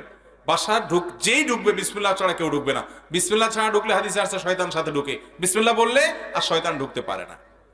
তো এরকম অনেকগুলো আমল আছে, এগুলো যদি নিয়মিত করা যায়, বিশেষ করে সকাল সন্ধ্যার আমল, আর যে বিসমিল্লাহর আমল, যেটা বাসায় ঢোকার সময়, খাওয়ার সময় এবং ওয়াশরুমের কথা বললাম। বাসায় কোনো ছবি ইত্যাদি টাঙিয়ে রাখবেন না, এবং মিউজিকের ব্যবহার যেন বাসায় না হয় সেটা খেয়াল রাখবেন। ইনশাআল্লাহ আল্লাহ তাআলা হেফাজতে রাখবেন। বিশেষ করে সূরায়ে ইখলাস, সূরায়ে ফালাক, সূরায়ে নাস 3 বার রাত্রে শোয়ার সময় পড়ে শোবেন, সকাল সন্ধ্যা পড়বেন। দুষ্ট জিন থেকে এবং ব্ল্যাক ম্যাজিক থেকে আল্লাহ তাআলা হেফাজত করবেন ইনশাআল্লাহ। সূরা বাকারা এটা তেলাওয়াত করবেন, বাসায় তেলাওয়াত চালু করে রাখবেন, এর মাধ্যমেও এগুলো থেকে আল্লাহ তাআলা হেফাজতে রাখেন। এরপরে প্রশ্ন হলো, আমার আব্বা যৌবনে পদার্পণ করার পর প্রথম 2-4 বছর নামাজ আদায় করেন নাই। এখন তিনি বৃদ্ধ, বয়স প্রায় 70। এমত অবস্থায় এত নামাজ কাজা আদায় করার উপায় নাই, ফিদিয়া আদায় করারও সম্ভব নয়। এমত অবস্থায় উপায় কি দয়া করে জানাবেন। 70 বেশি হয়ে গেছে, তার ওই নামাজ আদায় করাও সম্ভব নয়, তাহলে সেক্ষেত্রে এখন আল্লাহর কাছে তিনি মাফ চাইবেন, ইস্তিগফার করবেন, ক্ষমা চাইবেন যে আল্লাহ আমার অজান্তে হয়েছে, আল্লাহ আপনি আমাকে মাফ করে দিন। আল্লাহ রাব্বুল আলামিন ক্ষমাশীল। বান্দার ভুলের কারণে অনুতপ্ত হয়ে লজ্জিত হয়ে মাফ চাইলে, ভবিষ্যতে সেটা করবে না সংকল্প করলে ইনশাআল্লাহ আল্লাহ তাআলা কি করবেন? মাফ। ইন্নাল্লাহা ইয়াগফিরুয যুনুবা জামিআ। আমাদের অনেক যুবক ভাইরা নিরাশ হয়ে যান, এত পাপ করছি আল্লাহ আমারে মাফ করবে। আল্লাহ বলেছেন লা তাকনাতু মির রাহমাতিল্লাহ, আল্লাহর রহমত থেকে তোমরা আশা ছাড়ি দিও না, নিরাশ হইও না। ইন্নাল্লাহা ইয়াগফিরুয যুনুবা জামিআ, আল্লাহ সব গুনাহ মাফ করবেন। তোমাদের দরকার শুধু আল্লাহর কাছে ক্ষমা চেয়ে ফিরে আসা। ওয়া আনিবু ইলাল্লাহ ফাফিরু ইলাল্লাহ, তোমরা আল্লাহর দিকে শুধু দৌড়াও, ধাবিত হও, আল্লাহর রহমতের কোলে যাও, আল্লাহ সব মাফ করবেন ইনশাআল্লাহ। এরপরে প্রশ্ন হলো, কোন মেয়ের সাথে বিবাহ ঠিক হয়েছে এবং পরবর্তীতে অনৈতিক মেলামেশার ফলে তার গর্ভে বাচ্চা এসেছে এবং মাঝে মেয়েটার অন্যত্র বিবাহ হয়েছে, এমত অবস্থায় মেয়েটির সন্তান ভূমিষ্ঠ হওয়ার পর তার পিতা কে হবে? যার সাথে অনৈতিক মেলামেশা হয়েছে সে, নাকি পরবর্তী যার সাথে বিবাহ হয়েছে? অবশ্যই জেনার কারণে যদি কোনো বাচ্চা গর্ভে আসে, আল্লাহ মাফ করুক, এই ভয়াবহ অপরাধ যদি কেউ করে, তাহলে ওই বাচ্চা যার সাথে জেনার মাধ্যমে হয়েছে তার সন্তান হিসাবে বিবেচিত হবে এবং তাকেই বাপ হিসাবে পরিচয় করতে হবে। কোনো অবস্থাতেই যার সাথে বিয়ে হয়েছে তার সন্তান হিসাবে চালিয়ে দেওয়া যাবে না। কেউ জানে না, আল্লাহ তাআলা তো ঠিকই জানেন। অতএব এই 2 নম্বরে যদি করে তাহলে ওই মেয়ে গুনাহগার হবে এবং অপরাধী হবে, যে একজন মানুষ তার বাবা নয় তাকে তার বাবা হিসেবে সমাজের মানুষের মধ্যে পরিচয় করে দিচ্ছে। ভাইরা আমার, জেনা আজ এত ব্যাপক হয়ে গেছে, জেনা আজ সোনার হরিণের মতো হয়ে গেছে, যুবকদের চরিত্র শেষ হয়ে গেছে। আমি সেজন্যই শুরুতে আলোচনা বলেছি, বিনোদনের নামে, ক্রীড়া কৌতুকের নামে আমাদের যুব সমাজকে ধ্বংস করে ফেলা হয়েছে। এই জন্যই হালাল হারাম বাজ বিচার যারা করে চলে তারা পবিত্র থাকে, তারা ভালো থাকে, তারা নিরাপদ থাকে, তারা সুখে থাকে। বিধায় এই ধরনের হারাম কাজ থেকে আল্লাহ আমাদেরকে বেঁচে থাকার তৌফিক দান করুন সবাইকে। আমার বন্ধুদের মধ্যে কিছু বন্ধু আছে যারা নামাজ কালাম পড়ে এবং মাঝে মধ্যে মেয়েদের খারাপ মেসেজ করে থাকে, সবার জন্য নসিহা করবেন প্লিজ। অনেক যুবকরা আছে এই রোগের রোগী। যুবক মানে হলো একটু দুষ্টামি, একটু বাদরামি, মেয়েদের পিছে লাগালাগি, তাদেরকে ইফটিজিং করা, তাদেরকে উত্ত্যক্ত করা, ফেসবুকে মেসেজ দেওয়া, হোয়াটসঅ্যাপে নক করা, অযথা শির দেওয়া, এই বদমাইশি বাদরামি বেশিরভাগ যুবকরা আজকাল করাটাকে তাদের রাইট মনে করে এটা আমার এই বয়সে করার বোধহয় অধিকার আছে। এমনকি মুরব্বীরাও এটা দেখার পরও বলে যে একটু আধটু করে। ঠিক না বেঠিক? ভাইরা আমার, আরশের নিচে আল্লাহ তাআলা কিয়ামতের ভয়াবহতম দিনে যাদেরকে ছায়া দিবেন, আশ্রয় দিবেন, তাদের মধ্যে এক শ্রেণীর লোক থাকবে যুবক। তারা কোন যুবক? যেই যুবক তার যৌবনে কোনো কালিমা লাগতে দেয় নাই, ইতিপূর্বে কখনো করে থাকলে তওবা করে নতুন করে জীবন গড়েছে, আর সে কোনো মেয়েকে ইফটিজিং করে না, কোনো মেয়ের দিকে ফিরে তাকায় না, তার ভালোবাসাকে জমাইতে থাকে যে রাস্তার মেয়ে, ওর জন্য আমি কেন ভালোবাসা বা আমার মনোযোগ, আমার প্রেম, আমার ভালো লাগা এগুলো ওখানে কেন নিবদ্ধ করব? এগুলো আমি সব জমা করে রাখি কার জন্য? বৈধ বউয়ের জন্য, লিগ্যাল বউয়ের জন্য, স্ত্রীর জন্য। যদি এরকম জমায় রাখতে পারেন, বিয়ের পরে দেখবেন ভালোবাসা আঠার মতো কিরকম হয়। আর অজাগায় কুজাগায় মুখ বালায়া আল্লাহর দেয়া ভালোবাসা আবেগরে নষ্ট করবেন, এরপরে জায়গা মতো দেখবেন আর ভালোবাসা নাই ভিতরে, সব শেষ রাস্তাঘাটে। কথা কি বুঝাইতে পারছি? সব যুবকরা পাগলামি করে, মাতলামি করে, বদমাইশি করে, খারাপ কাজ করে, নোংরামি করে, মেয়েদেরকে উত্ত্যক্ত করে, তাদের পিছে লাগে, চোখের জেনা করে, মনের জেনা করে, বন্ধু কয়েকজন একসাথে হলে কোনো মেয়েকে নিয়ে বাজে কল্পনা করে, আলাপ আলোচনা করে। এই হারামের ভিড়ে যুবক তুমি একটু ফেরার চেষ্টা করো।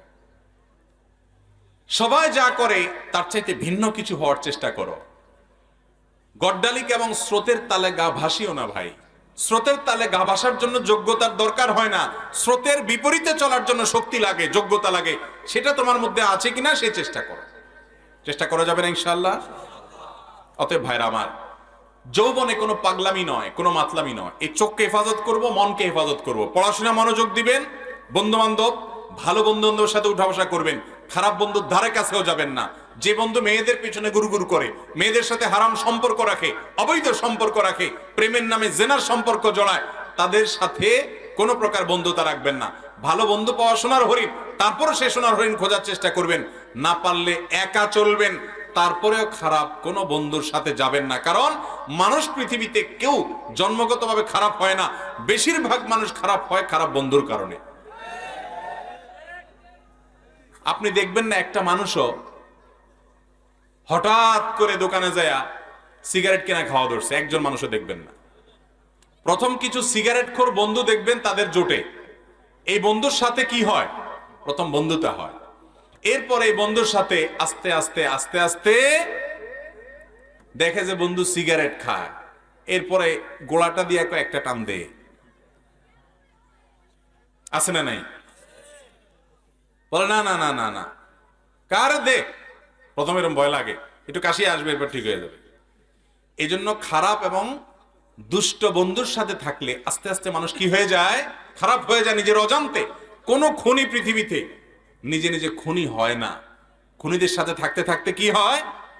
এই জন্য আপনারা যারা স্কুলে পড়েন, কলেজে পড়েন, ইউনিভার্সিটিতে পড়েন, জেনারেল লাইনে আছেন, আপনাদেরকে আমি বলি, যেই বন্ধু সে খারাপের দিকে তার প্রবণতা, এই বন্ধু থেকে বাঘের মতো পলায়ন করেন, বাঘ দেখলে যেরকম পলায়ন করেন। আর ভালো বন্ধু ৫ ওয়াক্ত নামাজ পড়ে, আল্লাহর ভয় আছে, ও খারাপ দিকে যায় না, এরকম বন্ধু যদি খুঁজে পান, মনে রাখবেন এই সমাজে এই বন্ধুর দাম কোটি কোটি টাকা। এই বন্ধুটাকে আগলে ধরে রাখেন, ওর সাথে থাকার চেষ্টা করেন, অন্তত আপনার সর্বনাশ হবে না। অসৎ সঙ্গে সর্বনাশ, আর সৎ সঙ্গে স্বর্গে বাস। অতএব ভালো বন্ধু নিয়ে চলার চেষ্টা করবো তো ইনশাআল্লাহ। এরপরে প্রশ্ন হলো, আত্মীয়তার সম্পর্ক ছিন্নকারী জান্নাতে প্রবেশ করতে পারবে না, এখানে কাদেরকে আত্মীয় বলা হয়েছে? আত্মীয়ের লিস্টে কারা আছেন দয়া করে জানালে উপকৃত হতাম। খুব দরকারি একটা প্রশ্ন। আত্মীয়তার সম্পর্ক রক্ষা করা সুন্নত না মুস্তাহাব? ফরজ। অনেকে জানেন না আত্মীয়তার সম্পর্ক রক্ষা করা কি ভাই, ফরজ। আত্মীয়তার সম্পর্ক ছিন্ন করা কি, হারাম। আত্মীয়তার সম্পর্ক ছিন্ন করা কি, অনেক হারাম আমরা জানি, কিন্তু এই হারামটা আমরা অনেকে জানি না। আত্মীয়র সাথে আপনি চিরতরের সম্পর্ক ছিন্ন করে ফেলছেন, কোনো যোগাযোগ নাই, একদম সম্পর্ক কাট করে ফেলছেন, আপনি হারামে লিপ্ত আছেন। এখন কথা হলো, কারা আত্মীয়? এর উত্তর হলো, যে আত্মীয়ের সাথে সম্পর্ক রক্ষা করা ফরজ, সম্পর্ক ছিন্ন করা হারাম, তারা হলো রক্ত সম্পর্কীয় আত্মীয়, যাদের সাথে আপনার ব্লাডের সম্পর্ক আছে, রক্ত সম্পর্ক আছে। এই আত্মীয়ের মধ্যে ১ নম্বরে চলে আসে বাপ এবং সন্তান, বাপ মা এবং সন্তান, কারণ বাপ মার সাথে সন্তানের সম্পর্ক একেবারে সরাসরি রক্তের। এরপরে হলো ভাই বোন, তারপরে ভাতিজা ভাতিজি, তারপরে চাচা ফুফু, দাদা দাদি, এরা সব রক্ত সম্পর্কীয়। তারপরে মায়ের দিককার মা, খালা, মামু, তারাও মায়ের দিককার আত্মীয়। কিন্তু ১ নম্বরের যাদের আত্মীয়তার সম্পর্ক আপনার সাথে সবচেয়ে বেশি, যাদের ব্লাডের সম্পর্ক আপনার সাথে একবারে প্রথম সারির, তারা হলো আপনার বাবার দিককার যারা আছেন, বাবা, চাচা, দাদা, দাদি, ভাই বোন এবং মা বাপ, ভাতিজা ভাতিজি, এরা। আমাদের দেশে এই সমস্ত আত্মীয়দের সাথে বরং আরো লাগালাগি বেশি থাকে, ঠিক না বে ঠিক? ওই দূরের কোথাকার কোন আত্মীয়, তার সাথে খুব দোস্তি। আমি এই জন্য বলি, আত্মীয়তার ৩টা ক্লাস আছে ভাই। ১ নম্বর ক্লাসের আত্মীয় হলো এই যাদের কথা বললাম, বাপ, ফুফু, চাচা, দাদা, দাদি, ভাই, বোন, ছেলে, মেয়ে, ভাতিজা ভাতিজি, এরা। আর ২ নম্বর বা দ্বিতীয় শ্রেণীর আত্মীয় হলো মায়ের দিককার যারা আছেন, মামু, খালু, মামু, আপনার খালা, তারপরে আপনার নানা নানি, এরা। আর ৩ নম্বর আত্মীয়, অর্থাৎ 3rd ক্লাস আর কি, 3rd ক্লাসটা বললাম না, ৩ নম্বর হলো শ্বশুর বাড়ি। 3rd ক্লাস বললে আরেক মুসিবত, মহিলারা রাগ হয়ে যাবে। 3rd ক্লাস না, তৃতীয় প্রকারে যায় পড়ে কোনটা? আর আমাদের দেশে ওইটা এখন কয় নম্বরের? ১ নম্বরে। ভাইরা আমার, এটাও ঠিক যে যারা ১ নম্বরের আত্মীয়, তারা অনেক সময় এত শত্রুতা করে যে দেখা যায় দুনিয়ার কেউ এত ক্ষতি করে না চাচারা যত ক্ষতি করে, দুনিয়ার কেউ এত শত্রুতা করে না ফুফুরা যত লেগে থাকে, এত শত্রুতা কেউ করে না ভাই যত লেগে থাকে। যদি কোনো আত্মীয় আপনার সাথে এরকম আচরণ করে, ও তো কপাল পোড়া, কারণ সে আত্মীয়কে কষ্ট দিচ্ছে, ও তো হারাম করতেছে। কিন্তু আপনি আপনার জায়গা থেকে চেষ্টা করেন অন্তত তার সাথে কানেক্টেড থাকার। যদি সে আপনার ক্ষতি করে কানেক্টেড হলে, তাহলে আপনি দূরে থাকেন, কিন্তু তা না হলে যথাসম্ভব তার সাথে মিলেমিশে থাকার চেষ্টা করেন। আমরা এখন দেখা যায় যে রক্ত সম্পর্কে আত্মীয়দের সাথে কোনো খোঁজ খবর নাই। এরকম বহু লোক আছে যে কিছুই হয় নাই, তারপরও চাচাতো ভাই, আপনার কি বলে চাচা, তারপরে ফুফু, তাদের সাথে কোনো যোগাযোগ নাই। অনেকের তো গন্ডগোল ফাসাদ আছে, অনেকের গন্ডগোল ফাসাদও নাই, তারপরেও কোনো যোগাযোগ নাই। আজকাল ফেসবুকে আমাদের এক একজনের 5,000 করে বন্ধু। 5,000 বন্ধুর হক আদায় করতে করতে এই সমস্ত আত্মীয় গণার টাইম আমাদের নাই।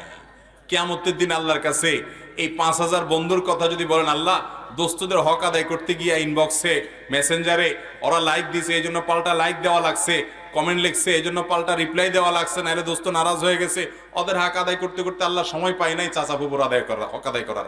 মুগুরের মায়ের একটাও নিচে পড়বো যে 2 নম্বর দোস্ত তোরে পাতাইতে বলছে কে? ভাইরা আমার, এই সামাজিক যোগাযোগের মাধ্যমগুলো আমাদেরকে আজকাল অনেক বেশি অসামাজিক করে দিচ্ছে। কাজের জায়গায় খবর নাই, ও জায়গায় সব এনার্জি দিয়ে আছে। অতএব আত্মীয়তা সম্পর্ক রক্ষা করে চলবো তো ইনশাআল্লাহ। এক সাহাবী নবীজির কাছে বলছে, ইয়া রাসূলুল্লাহ, আমি তো আত্মীয়ের সাথে ভালো থাকতে চাই, কিন্তু তারা তো আমার ক্ষতি করে। নবী করিম সাল্লাল্লাহু আলাইহি সাল্লাম তখন বলেছেন, তুমি যা বলছো যদি এরকমটা সে করে, তোমার ক্ষতি করে আত্মীয় হয়ে, তাহলে ও তোর কপাল শেষ করতেছে, ধ্বংস করতেছে আত্মীয়র প্রতি অবিচার করে বা তাকে কষ্ট দিয়ে। কিন্তু তুমি মনে রাখবা, লাইসাল ওয়াসিলু বিল মুকাফি, তোমার আত্মীয় তোমার সাথে ভালো আচরণ করলে তুমিও ভালো আচরণ করো, সে তোমার ছেলেকে গিফট দেয় তুমিও তার ছেলেকে গিফট দাও, এর নাম আত্মীয়তার সম্পর্ক রক্ষা করা না। এটা তো যে কোনো মানুষই ভালো করলে তার সাথে পাল্টা আরেকজন ভালো করে। আত্মীয় যদি তোমার সাথে খারাপও হয়, তুমি খারাপ অন্তত করবা না, চেষ্টা করবা ভালো কিছু করার, সবর করার, প্রতিহত করবা। তুমি জুলুম সহ্য করার দরকার নাই, কিন্তু তুমি খারাপ করবা না এবং পারলে সম্পর্ক রক্ষা করবা। এটাই হলো আত্মীয়তার সম্পর্ক রক্ষা করা। ভাইরা আমার, অনেকগুলো প্রশ্ন, কিন্তু রাত কম হয় নাই, আমাকে শেষ করতে হবে। আর 2-1টা উত্তর দিয়ে আমি শেষ করি। বাচ্চা ভূমিষ্ঠ হওয়ার পর সে আতুর চুল কাটা হয়, যে আতুর চুল কাটা হয় এটা না কাটলে গুনাহ হবে কিনা? অনেকে বলে আতুর চুল না কাটলে গুনাহ হবে, বিষয়টা কি আদৌ সত্য কিনা? বাচ্চার জন্মের পর 7ম দিনে তার মাথার চুলগুলো চেঁচে সেই চুলের ওজন সমপরিমাণ স্বর্ণ অথবা রূপা দান করা মুস্তাহাব, বিভিন্ন হাদিস দ্বারা প্রমাণিত। তো চুলের ওজন পরিমাণ স্বর্ণ দান করলে কত টাকা হবে আমি জানি না, তবে রূপা আমি আমার ছেলের সময় করেছিলাম 30-35 টাকা হয়। আমি ওজন দিয়ে দেখছিলাম যে কতটুকু হয়, এটা এই পরিমাণ ওজনের রূপা বাজার দাম কত, খুব সামান্য। কারণ বাচ্চার মাথা, নতুন ভূমিষ্ঠ বাচ্চার মাথা চুলি থাকে কয়টা, তো এটা আনুমানিক ওজন করে বা ওজন ছাড়াও আনুমানিক ওজন ধরে ওই স্বর্ণ বা রূপার মূল্য, টাকা পয়সাওয়ালা হলে স্বর্ণের হিসাবে দিবেন, গরিব হলে রূপার হিসাবে দিবেন, টাকা আল্লাহর রাস্তায় দান করে দিবেন 7ম দিনে। তাহলে মাথার চুল চাচাটা সুন্নাহ। এবং এটা যদি কেউ না করতে পারে কোনো অসুবিধা নাই। বিশেষ করে প্রবাসী আমাদের অনেক ভাইরা আছেন, হাসপাতালে ছেলে মেলে হয়, সেসব দেশে ডাক্তাররা বাচ্চাদের চুলে হাত দিতে দেয় না দীর্ঘদিন পর্যন্ত, বলে যে বাচ্চার জন্য ক্ষতি হবে, ঠান্ডা লাগবে, হানতান। তো যদি কেউ না কাটতে পারেন তাতে কোনো গুনাহ হবে না, কিন্তু কাটাটা এই দিনে সুন্নাহ এবং ভালো সওয়াবের কথা। 2023 সালে দুর্ভিক্ষ হবে কিনা, কোরআন হাদিসের আলোকে কি বলে এবং সমাধান কি? কোন সালে দুর্ভিক্ষ হবে, কোন সালে কি হবে, এরকম সাল গণনা করে করে কোরআন হাদিসে বলা হয় নাই। তবে দুর্ভিক্ষ পৃথিবীতে বিভিন্ন সময় হয়েছে, হবে। নবী করিম সাল্লাল্লাহু আলাইহি ওয়াসাল্লামের জীবদ্দশাতেও সাহাবীদের মধ্যেও দুর্ভিক্ষ হয়েছে। তবে ইমাম মাহদী আগমনের আগে কয়েক বছর পৃথিবী জুড়ে দুর্ভিক্ষ দেখা দিবে, এরকম কথা বিভিন্ন হাদিস থেকে জানা যায়। অতএব সাল ঠিক করে বলা যাবে না যে এই সালে দুর্ভিক্ষ হবে, হাদিসে বা কোরআনে বলা আছে, এরকম কোন কথা পরিষ্কার করে আলাদা করে কোরআনে কোথাও এভাবে বলা নাই। ঘুরায় ঘেরায় এগুলো অনেকে আপনার কোরআন বা হাদিসের বিভিন্ন বর্ণনা থেকে ওনারা আবিষ্কার বা প্রমাণ করার চেষ্টা করেন মাত্র, এটা তাদের গবেষণা মাত্র। কোরআন হাদিস থেকে ডাইরেক্ট এরকম কোনো কথা বলা নাই। মোবাইলে টাকা ধার নিলে 20 টাকার পরিবর্তে 18 টাকা আসে, কিন্তু পরবর্তীতে রিচার্জ করলে 20 টাকাই কাটে, এই বিষয়টা কি রিবার অন্তর্ভুক্ত হবে, অর্থাৎ সুদের অন্তর্ভুক্ত হবে কিনা? এর উত্তর হলো না, এটা সুদের অন্তর্ভুক্ত হবে না। মোবাইলে আমরা প্রায় লোন নেওয়া লাগে অনেকের, যে টাকা শেষ হয়ে গেছে এখন মোবাইল কোম্পানি বলে তুমি লোন নিতে পারো, তো লোন নিলে দেখা যায় 2 টাকা কম দেয়। এই যে 2 টাকা কম নিল পুরাটা, তাহলে লোন নিলাম আবার কম বেশ হয়ে গেল, তাহলে সুদ হবে কিনা? উত্তর হলো না, সুদ হবে না। সুদ হবে না এই জন্য যে সুদের যে সংজ্ঞা সেটা এখানে খাটেই না। এটা আসলে ওইরকম আপনার এক্সচেঞ্জ যোগ্য যে নগদ টাকা পয়সা, এই ব্যালেন্সটাকে ওইটার মধ্যে ফেলানোই যায় না, যার কারণে এটা সুদ বলা কঠিন, সুদটা, এটাকে সুদ বলা যায় না, সুদ না এটা। আর দ্বিতীয়ত অনেক কোম্পানি আছে যেগুলো কাটে না, হুবহু যা আছে সেটাই দেয়। আবার অনেক কোম্পানি আছে কাটে, এটা তারা আপনার তাদের যে প্রসেসিং ফি সেটা হিসাবে তারা কাটে। তো প্রসেসিং ফি যদি নাও কাটে তারপর এটা সুদ হিসাবে গণ্য হবে না। অতএব মোবাইল কোম্পানিগুলো থেকে লোন নেওয়া, ব্যালেন্স আবার সেটা পরিশোধ করা, সেখানে যদি কম বেশি করে সেটা সুদ হবে না। মৌলানা আব্দুল মালিক হাফিজাহুল্লাহ সহ অনেক উলামা ইকরামের ফতোয়া এক্ষেত্রে পরিষ্কারভাবে আছে যেটা সুদ হবে না। আমি 5 ওয়াক্ত সালাত আদায় করি, কিন্তু আমি গোপন গুনাহের কাজে আসক্ত।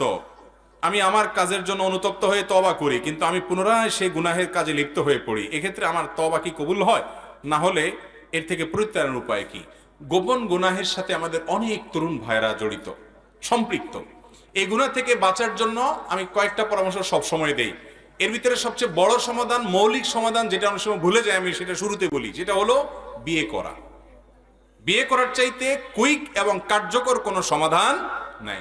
অভিভাবক যারা আছেন, সন্তানদের উপযুক্ত হওয়ার পর খুব দ্রুততার সাথে তাদেরকে কাজে লাগান, খুব দ্রুততার সাথে বিয়ে দেওয়ার ব্যবস্থা করেন এবং হেল্প করেন, সহযোগিতা করেন। বিয়ে লেটে করাবেন না। কদিন আগে মাহফিল ছিল কোথায়, ইয়েতে, নারায়ণগঞ্জে। তো এক ভদ্রলোক আইসা বলল, হুজুর আমাদের এলাকাতে বাপমারা ছেলে মেয়েকে বিয়ে দিতে চায় না। আমার এক পরিচিত ভাই, তাকে 30 বছরে বিয়ে দিছে, বেচারা 8 বছর ধরে বাচ্চা হয় নাই, এখন বিয়ে হয়েছে 40-এর পরে তার বাচ্চা হয়েছে, সে এখন বুড়া হওয়া ধরছে। তো অনেক এলাকাতে মুরব্বীরা ছেলে মেয়েকে বিয়ে দিতে যায় না। কেন? বলে যে বিয়ে দিলে পরের হয়ে যাবে, যতদিন আলগায় রাখা যায়। এগুলো পাগলামি ছাড়া আর কিছু না। যেটা অমানুষ পরের হবে ওটা এমনিই হবে, আর যেটা মানুষ সেটা বিয়ের পরেও থাকবে। আর বাবা মা বিয়ে দিতে দেরি করার কারণে সন্তান যদি গুনাহে লিপ্ত হয়, তার দায়ভার তাকে বহন করতে হবে। এই জন্য গোপন গুনাহ থেকে বাঁচার জন্য আপনাদের সন্তানরা তলে তলে কত পাপে জড়াচ্ছে আপনি জানেন না। আপনিও পাপী হবেন যদি আপনি অবহেলা করেন তার বিয়ে দেওয়ার ক্ষেত্রে। কোন রকম ডাল ভাতের ব্যবস্থা করতে পারে ছেলে, কোন রকম উপার্জন শুরু করছে, আল্লাহর নাম নিয়ে তাকে বিয়ে দিয়ে দেন এবং তার চরিত্র রক্ষা করেন। সন্তানের চরিত্র দুনিয়ার যে কোনো সম্পদের চাইতে দামি। অনেক বাপমার কাছে চরিত্রের দাম নাই, শুধু পয়সার দামটা আছে তাদের কাছে, আছে না নাই? তো এইসব বাপমা কপাল পোড়া। বিধায় যুবকরা এই গোপন গুনাহ থেকে বাঁচার জন্য বিয়ে শাদী দ্রুত করতে হবে। আর দ্বিতীয়ত যে কাজ করতে হবে তা হলো যথাসম্ভব স্মার্টফোন ত্যাগ করতে হবে। 4 মাস 6 মাসের জন্য এই ফোন বিক্রি করে ফেলান, একটা বাটনওয়ালা ফোন নেন, সিম লাগান, কোন রকম চলেন, নেট ছাড়া বাঁচবেন, কিচ্ছু হবে না। মনে হয় যে হ্যাঁ হ্যাঁ বলে কি হুজুর, ফেসবুক ইউটিউব ছাড়া জীবন রক্ষা হবে? মরেই তো যাব। মরবেন না। করে দেখেন, হিম্মত করেন, সাহস করেন, সব সহজ হবে। 3-4 মাস এভাবে করেন, দেখবেন সহজ হবে ইনশাআল্লাহ।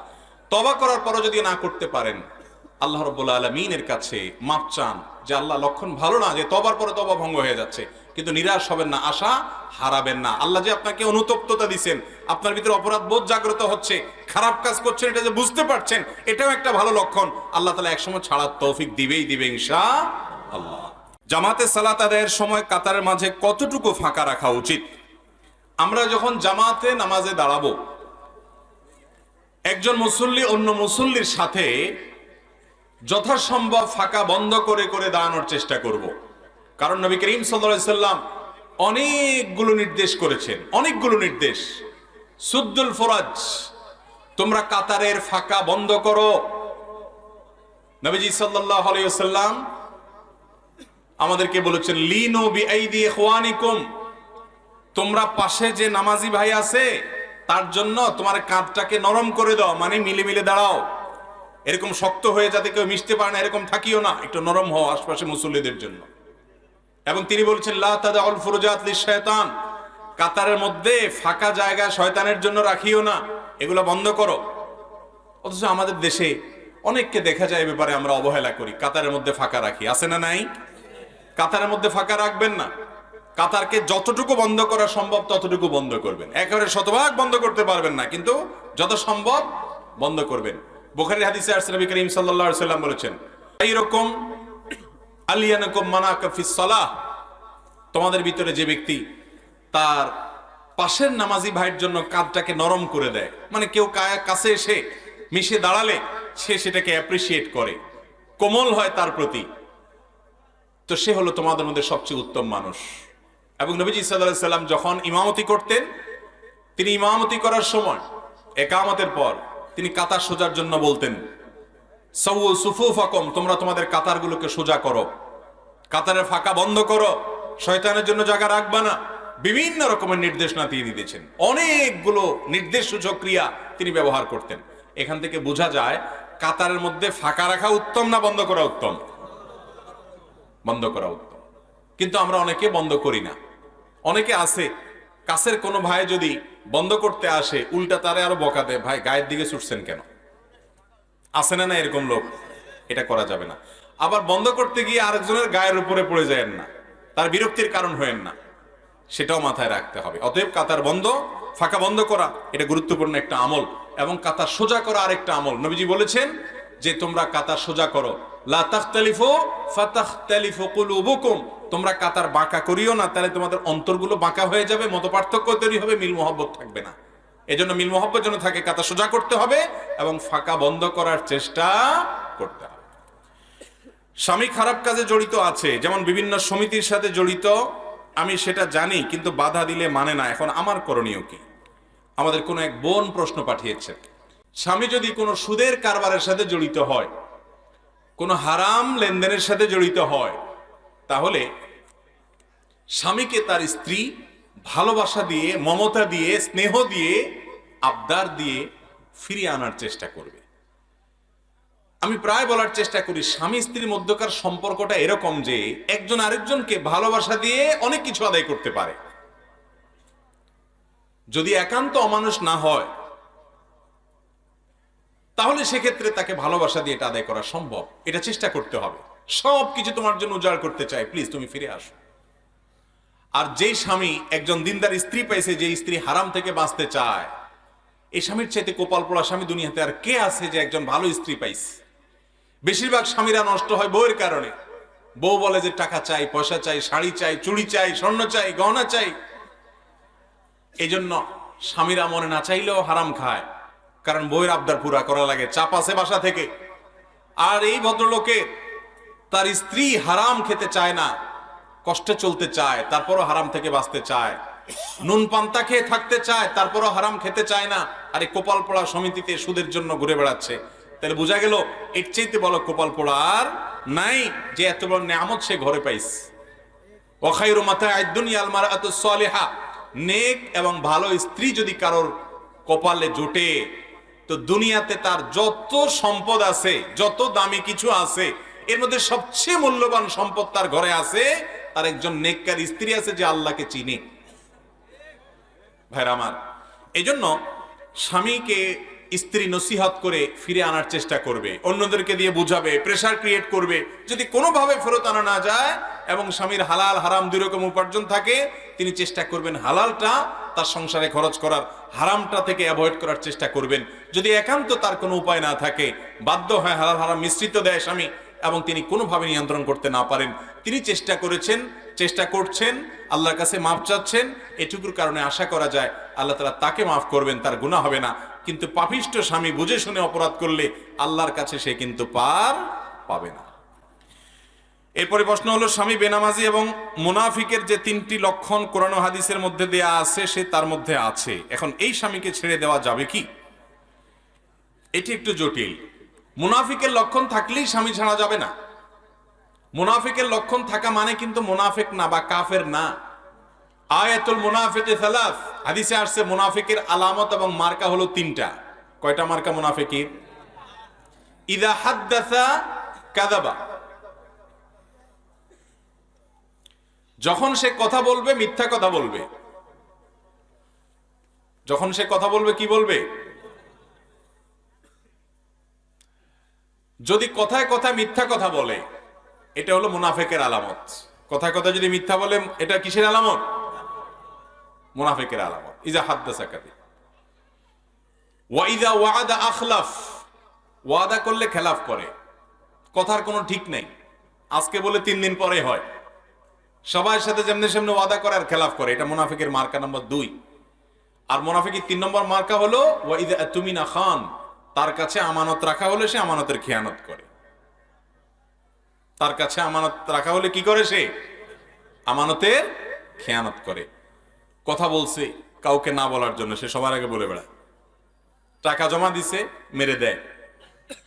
আমানতের ঠিক ঠিকানা নাই। এই 3টা হলো মুনাফিকের মার্কা। কথায় কথায় মিথ্যা বলা, ওয়াদা করলে ওয়াদা রক্ষা না করা, আর আমানতের খেয়ানত করা। এই 3টা হলো মুনাফিকের মার্কা। এই মার্কাগুলা কারোর মধ্যে থাকলে লক্ষণ খারাপ, মুনাফিকের লক্ষণ আছে, কিন্তু এটাকে নেফাকে আমলি বলে, কর্মগত মুনাফিক বলে। এটার ফলে মানুষ বেঈমান হয়ে যায় না, কাফের হয়ে যায় না, তাহলে তো মুসলমান একটাও খুঁজে পাওয়া যেত না। কারণ কথায় কথা মিথ্যা বলে এরকম মানুষের অভাব আছে দেশে? ওয়াদা করে আর ওয়াদা ঠিক রাখে না এরকম মানুষের অভাব আছে? আপনাদের এলাকায় অভাব আছে এরকম মানুষের? তাহলে তো মুসলমানই টিকে পাওয়া যাবে না। এই জন্য এগুলো থাকলে মানুষ কাফের হয়ে যায় না। কোন নারী তার স্বামীর মধ্যে তিনও আলামত যদি দেখেন, তাহলে তাকে কাফের মনে করে তার থেকে বিচ্ছেদ হওয়ার কোনো প্রয়োজন নাই, যৌক্তিকতাও নাই, বরং তাকে নসিহত করে ভালো করার চেষ্টা করবেন। আর না হলে তার পাপে তাকে পাবে, নিজে ভালো থাকার চেষ্টা করবেন। ইমাম সাহেব সালাম ফেরানোর পর তার সাথে দুহাত তুলে মোনাজাত করব নাকি তাসবিহ তাহলিল পড়ব? সালাতের শেষে, নামাজের শেষে ইমাম সাহেব যখন সালাম ফিরিয়ে ফেলবেন, সর্বপ্রথম যে কাজ সেটা কি? এক বর্ণনায় আসছে আল্লাহু আকবার বলবেন, এরপর 3 বার ইস্তিগফার পড়বেন, আস্তাগফিরুল্লাহ আস্তাগফিরুল্লাহ আস্তাগফিরুল্লাহ। অন্য বর্ণনায় আসছে শুধু ইস্তিগফার বলবেন। সালাম শেষ ইমাম সাহেবের প্রথম কাজ আস্তাগফিরুল্লাহ আস্তাগফিরুল্লাহ আস্তাগফিরুল্লাহ। এরপরে বলবেন আল্লাহুম্মা আনতাস সালাম ওয়া মিনকাস সালাম তাবারাকতা ইয়া যাল জালালি ওয়াল ইকরাম। এরপর আপনাকে আল্লাহ তৌফিক দিলে আপনি আরো বিভিন্ন দোয়া আছে সেগুলো পড়বেন। সূরা ইখলাস একবার পড়বেন, সূরা ফালাক একবার পড়বেন, সূরা নাস একবার পড়বেন, আয়াতুল কুরসি একবার পড়বেন, আল্লাহু লা ইলাহা ইল্লা হুয়াল হাইয়ুল কাইয়্যুম। এরপরে দোয়া পড়বেন লা ইলাহা ইল্লাল্লাহু ওয়াহদাহু লা শারীকা লাহু লাহুল মুলকু ওয়া লাহুল হামদ ওয়া হুয়া আলা কুল্লি শাইইন কাদির। আপনি আরো দোয়া পড়বেন লা ইলাহা ইল্লাল্লাহু ওয়াহদাহু লা ইলাহা ইল্লাল্লাহু ওয়াহদাহু লা শারীকা লাহু লাহুল মুলক ওয়া লাহুল হামদ ওয়া হুয়া আলা কুল্লি শাইইন কাদির। লা ইলাহা ইল্লাল্লাহু মুখলিসিনা লাহুদ-দ্বীন ওয়ালাউ কারিহাল কাফিরুন। লা ইলাহা ইল্লাল্লাহ ওয়া লা না'বুদু ইল্লা ইয়্যাহু লাহুন নি'মাতু ওয়া লাহুল ফাদলু ওয়া লাহুস সানাউল হাসান। এরপর আরো পড়বেন আল্লাহুম্মা আইন্নি আলা যিকরিকা ওয়া শুকরিকা ওয়া হুসনি ইবাদাতিক। এরপরে পড়বেন আপনি 33 বার সুবহানাল্লাহ, 33 বার আলহামদুলিল্লাহ, 34 বার আল্লাহু আকবার। আরেক বর্ণনা আসছে আল্লাহু আকবার 33 বার, শেষের বার পড়বেন লা ইলাহা ইল্লাল্লাহু ওয়াহদাহু লা শারীকা লাহু লাহুল মুলকু ওয়া লাহুল হামদু ওয়া আলা কুল্লি শাইইন কাদির। এইভাবে এই দোয়া এবং জিকিরগুলো 5 ওয়াক্ত নামাজের পর নবী করিম সাল্লাল্লাহু আলাইহি সাল্লাম পড়তেন। এগুলো বেশি বেশি করে পড়বেন। এই যে দোয়াগুলোর কথা আমি বললাম, এগুলোর সবগুলো মুখস্থ যাদের আছে একটু হাত তোলেন তো। বুঝে হাত তুলছেন? আমি যদি এখন জিজ্ঞেস করে বলতে পারবেন এই সবগুলো মুখস্থ আছে? মাশাআল্লাহ। এই সবগুলো মুখস্থ আলা মানুষের হাত উঠছে মাত্র 8-10টা এতগুলো মানুষের মধ্যে। তাইলে বোঝা গেল 5 ওয়াক্ত নামাজের পর আমাদের নবীজি সাল্লাল্লাহু আলাইহি সাল্লাম সালাম ফেরানোর পর যে দোয়াগুলো জিকিরগুলো বলতেন, এগুলো আমাদের সমাজের বেশিরভাগ মানুষের মুখস্থ নাই। কিন্তু একটা জিনিস আমরা সবাই জানি, সেটা কি? রেডিমেড মুনাজাত। যে হুজুর এত দোয়া দরুদ বুঝি না, আপনারা বেতন দিয়ে রাখছি না, আপনি দেন তুলে। তো হুজুর উঠে আল্লাহুম্মা আমিন দিয়ে দেয়। ভাইরা আমার, 5 ওয়াক্ত নামাজের পর নবী করিম সাল্লাল্লাহু আলাইহি সাল্লাম সাহাবীদের নিয়ে এভাবে সবাইকে নিয়ে সম্মিলিতভাবে এইভাবে ট্র্যাডিশনাল এবং রেডিমেড মুনাজাত করতেন না। তিনি করতেন দোয়া দরুদ গুলো পড়তেন, সাহাবায়ে কেরাম সেগুলো করতেন। বহু হাদিস সে বিষয়ে বর্ণিত আছে। আর যেটা আমাদের সমাজে প্রচলিত আছে, ওরকম একটা হাদিসে পাওয়া যায় না যে নবী সাল্লাল্লাহু আলাইহি সাল্লাম 5 ওয়াক্ত নামাজের পর সাহাবীদের নিয়ে এভাবে করতেন। যদি 2-4 বারও করতেন, শত শত হাদিসে বর্ণনা আসতো, কারণ সাহাবীরা সবাই নবীজির সবকিছু বর্ণনা করতেন। নামাজের পুঙ্খানুপুঙ্খ রুকুতে তিনি শুধু সুবহান রাব্বিল আযীম পড়েন নাই, কখনো সুবহান কুদ্দুসুন রব্বুল মালাইকাতুর রূহ পড়েছেন। রুকু সিজদায় কখনো কখনো তিনি দোয়া পড়েছেন সুবহানাকাল্লাহুম্মা রব্বানা ওয়া বিহামদিকা আল্লাহুম্মা ইগফিরলি। কখনো তিনি বলেছেন সুবহান কুদ্দুস রব্বুল মালাইকাতি ওয়ার রূহ। কখনো তিনি বলেছেন সুবহানাদিল জাবারুত ওয়াল মালাকুত ওয়াল কিবরিয়া ওয়াল আযমা। রুকুতে সিজদাতে তিনি কি কি পড়তেন সেটা পর্যন্ত সাহাবীরা বর্ণনা করেছেন। তাহলে সালাম ফেরানোর পর সবাইকে নিয়ে যদি এইভাবে ট্র্যাডিশনাল দোয়া আমরা যেভাবে করি এভাবে যদি করতেন, অবশ্যই সেটা হাদিসে আসতো না? আসতো না? তো আমরা ওই রেডিমেডটা জানি, সুন্নাত যেটা আছে সেটা জানি না। সুন্নাতটা শেখার চেষ্টা করবেন তো ইনশাআল্লাহ। আমরা সুন্নাহ ফাউন্ডেশন থেকে ছোট্ট একটা পকেট কার্ড তৈরি করেছি, মাত্র 2 টাকা দাম। এটা আপনারা এলাকাতে মুসল্লিদের বিতরণ করেন, মানুষকে ফ্রি দেন। মানুষ এটা পকেটে রেখে পড়তে পারবে, সালাম ফেরানো শেষ পড়ে পড়ে মুখস্থ করে ফেরান, একসময় কার্ড লাগবে না, নিজে নিজে পড়তে পারবেন। 5 ওয়াক্ত নামাজের পরে দোয়া এবং জিকির তাসবিহ তাহলিল পাঠ করা, এটাই হলো সুন্নাত। হ্যাঁ, এরপর বা এর আগে আপনার কখনো কোনোদিন নামাজের পরে দোয়া কবুল হয়, আপনার মনে চাইছে আল্লাহর কাছে কিছু পেশ করবেন, আপনি অবশ্যই হাত তোলেন, হাত তুলে আল্লাহর কাছে চান, দোয়া করেন, চোখের পানি ফেলেন, কোনো অসুবিধা নেই। কিন্তু এই রেডিমেড জিনিস করিয়েন না যে কি চান আপনি নিজেও জানেন না। 99.9% মুসল্লি আমাদের দেশে 5 ওয়াক্ত নামাজের পরে ওই হুজুরের সাথে হাত তোলে আর হাত নামায়। হুজুর কি বলল কি না বলল কি হইলো উনি কিছুই জানে না, উনি শুধু তুললো আর নামাইলো। আশপাশে কেউ না তুললে পাশ থেকে দেখবেন অনেকে গুতায় যে বসে আছেন কেন। হয়তো ইমাম সাহেবের সাথে হাত তুলছে বেচারা, ইমাম সাহেবের হয়তো আজকে 4টা জিনিস আল্লাহর কাছে চাওয়া দরকার, সেগুলো চাওয়া শেষ, ইমাম সাহেব হাত নামায় ফেলছে। ভদ্রলোকের হয়তো একটু পেটে ব্যথাও আছে, জন্য আল্লাহর কাছে একটু বাড়ায় দোয়া করতেছে, তাও দেখবেন পাশ থেকে গুতায়, এই হুজুর হাত নামায় ফেলছে, তুমি এখনো কি করো? দেখেন না আপনারা এগুলো? ভাইরা আমার, দোয়া হবে মনোযোগের সাথে। আপনি 5 ওয়াক্ত নামাজের পরে আল্লাহর কাছে কিছু চাইতে চাইলে অবশ্যই আপনি দোয়া করতে পারেন একা একা, আপনার মতো করে আপনি আল্লাহর কাছে আল্লাহ প্রশংসা করে দুরূদ পাঠ করে নবীর প্রতি, এরপরে আল্লাহর কাছে মনের চাওয়াগুলো পেশ করবেন। কিন্তু এটার জন্য ট্র্যাডিশনাল যে রূপ আমরা দিয়েছি বা দেখতে পাচ্ছি, এটা নবী করিম সাল্লাল্লাহু আলাইহি ওয়াসাল্লাম 5 ওয়াক্ত সালাতের পরে বা খুলাফায়ে রাশিদা কেউ করতেন বলে প্রমাণিত নয়। 10 বছর নবীজি ইমামতি করেছেন, 10 বছর, এই 10 বছরে হাজার হাজার রাকাত তিনি ইমামতি করেছেন, সম্ভবত 18,000 ওয়াক্ত তিনি ইমামতি করেছেন। 4 খোলাফা 30 বছরে তারা যা ইমামতি করেছেন, এই 10 আর 30 এই পুরো 40 বছর মিলালে প্রায় 80,000 ওয়াক্তের মতো নামাজ হয় কম বেশি। অথচ এর ভিতরে যদি 2, 10, 12 একই কাজ করতেন, 1, 2 বারও করতেন, বহু হাদিসে সেটি বর্ণনা আসতো। বিধায় ভাইরা, আমরা সুন্নাত জিন্দা করব, সেটা হলো 5 ওয়াক্ত সালাতের পর তাসবিহ তাহলিল হাদিস বর্ণিত জিকির এবং দোয়াগুলো করব ইনশাআল্লাহ। কারণ ইবাদত করতে হবে কার পদ্ধতি অনুযায়ী? নবী করিম সাল্লাল্লাহু আলাইহি ওয়াসাল্লামের পদ্ধতি অনুযায়ী। এরপরে প্রশ্ন হলো, মালাকুল মউত ফেরেশতা কি একজনই? যদি তিনি একজনই হয়, তাহলে একই সময় পৃথিবীর বিভিন্ন স্থান থেকে মানুষের জান কিভাবে কবজ করে? মাশাআল্লাহ, মালাকুল মউত তিনি একা, কিন্তু তার সাথে বিশাল আল্লাহর দেওয়া বাহিনী আছে। মালাকুল মউত তিনি অদৃশ্যের জগতের বাসিন্দা, আলমুল গায়েব বলা হয় এটাকে। আমরা দৃশ্যমান জগতের বাসিন্দা। আমরা আমাদের মতো করে যদি আল্লাহর ফেরেশতাকে তুলনা করি বা চিন্তা করি, তাহলে ভুল হবে। আল্লাহ রাব্বুল আলামিন অনেক ফেরেশতা তৈরি করেছেন, তাদের যে দক্ষতা, তাদের যে যোগ্যতা, তাদের যে কোয়ালিটি দিয়েছেন, সেগুলো আমরা আমাদের মতো করে দেখলে হবে না। জিবরিলকে আল্লাহ রাব্বুল আলামিন কতগুলো ডানা দিয়েছেন? শত শত ডানা, এবং ডানার প্রসারতা এত যে পূর্ব পশ্চিমকে পরিব্যাপ্ত করে ফেলে। আল্লাহ তাআলা দিয়েছেন না দেন নাই? তো তিনি যা পারেন আমরা তা পারি না। আমরা একা হলে যেটা পারি, ফেরেশতারা একা হলে তার চাইতে হাজারো লক্ষ কোটি বা অগণিত গুণ বেশি পারেন। তাছাড়া মালাকুল মউতের সাথে নিয়োজিত আল্লাহর অনেক ফেরেশতারা ডিউটি পালন করে, তিনি একা না, তিনি তাদের গ্রুপ লিডার। বিধায় কিভাবে সবার রূহ কবজ করে এটা নিয়ে আমার টেনশন, আপনার টেনশন না করলেও চলবে। এরপরে প্রশ্ন হলো, আমি নিয়মিত 5 ওয়াক্ত সালাত আদায় করতাম, কিন্তু একদিন ফজরের নামাজের সময় শরীরে কাঁপুনি দিয়ে উঠে, এরপর থেকে সবসময় নামাজের সময় শরীরের কাঁপুনি দেয়।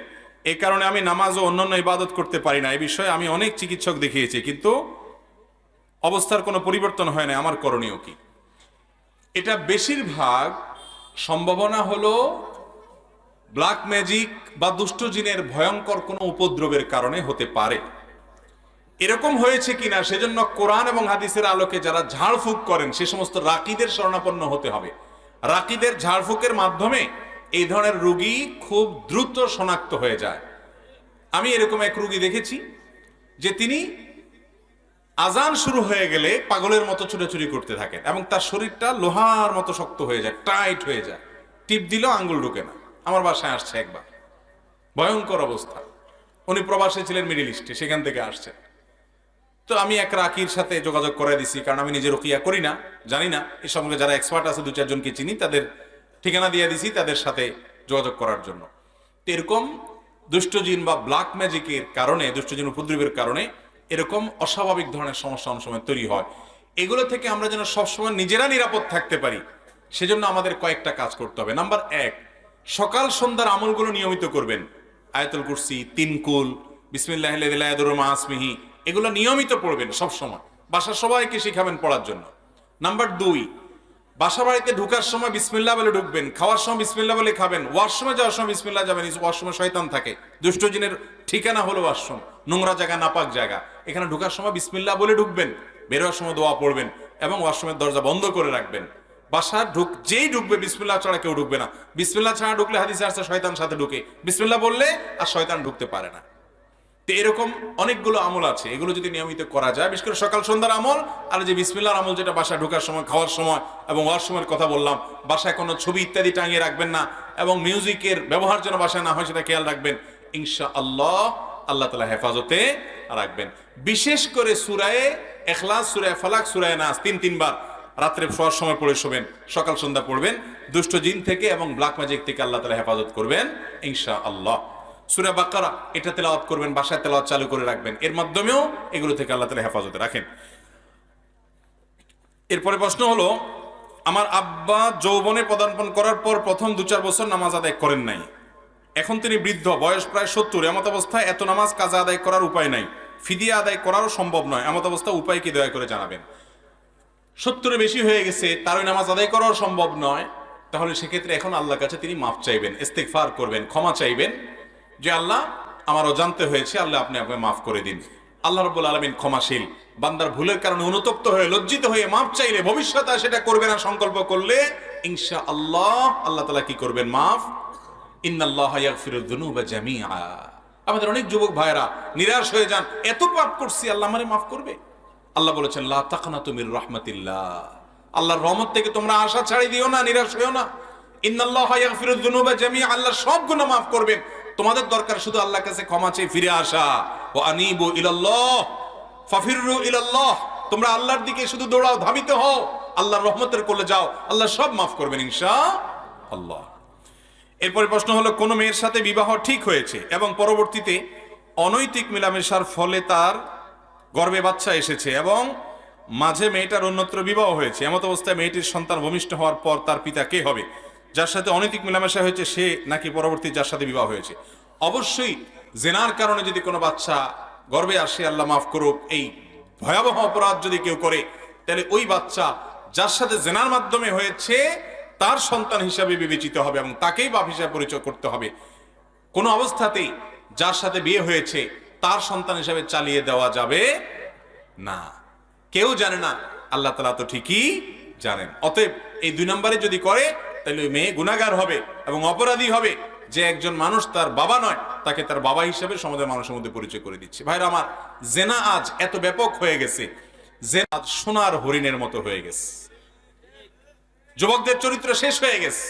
আমি সেজন্যই শুরুতে আলোচনা বলেছি, বিনোদনের নামে, ক্রীড়া কৌতুকের নামে আমাদের যুব সমাজকে ধ্বংস করে ফেলা হয়েছে। এই জন্যই হালাল হারাম বাজ বিচার যারা করে চলে, তারা পবিত্র থাকে, তারা ভালো থাকে, তারা নিরাপদ থাকে, তারা সুখে থাকে। বিধায় এই ধরনের হারাম কাজ থেকে আল্লাহ আমাদেরকে বেঁচে থাকার তৌফিক দান করুন সবাইকে। আমার বন্ধুদের মধ্যে কিছু বন্ধু আছে যারা নামাজ কালাম পড়ে এবং মাঝে মধ্যে মেয়েদের খারাপ মেসেজ করে থাকে, সবার জন্য নসিহা করবেন প্লিজ। অনেক যুবকরা আছে এই রোগের রোগী। যুবক মানে হলো একটু দুষ্টামি, একটু বাদরামি, মেয়েদের পিছে লাগালাগি, তাদেরকে ইফটিজিং করা, তাদেরকে উত্ত্যক্ত করা, ফেসবুকে মেসেজ দেওয়া, হোয়াটসঅ্যাপে নক করা, অযথা শির দেওয়া, এই বদমাইশি বাদরামি বেশিরভাগ যুবকরা আজকাল করাটাকে তাদের রাইট মনে করে এটা আমার এই বয়সে করার বোধহয় অধিকার আছে। এমনকি মুরব্বীরাও এটা দেখার পরও বলে যে একটু আধটু করে। ঠিক না বে ঠিক? ভাইরা আমার, আরশের নিচে আল্লাহ তাআলা কিয়ামতের ভয়াবহতম দিনে যাদেরকে ছায়া দিবেন, আশ্রয় দিবেন, তাদের মধ্যে এক শ্রেণীর লোক থাকবে যুবক।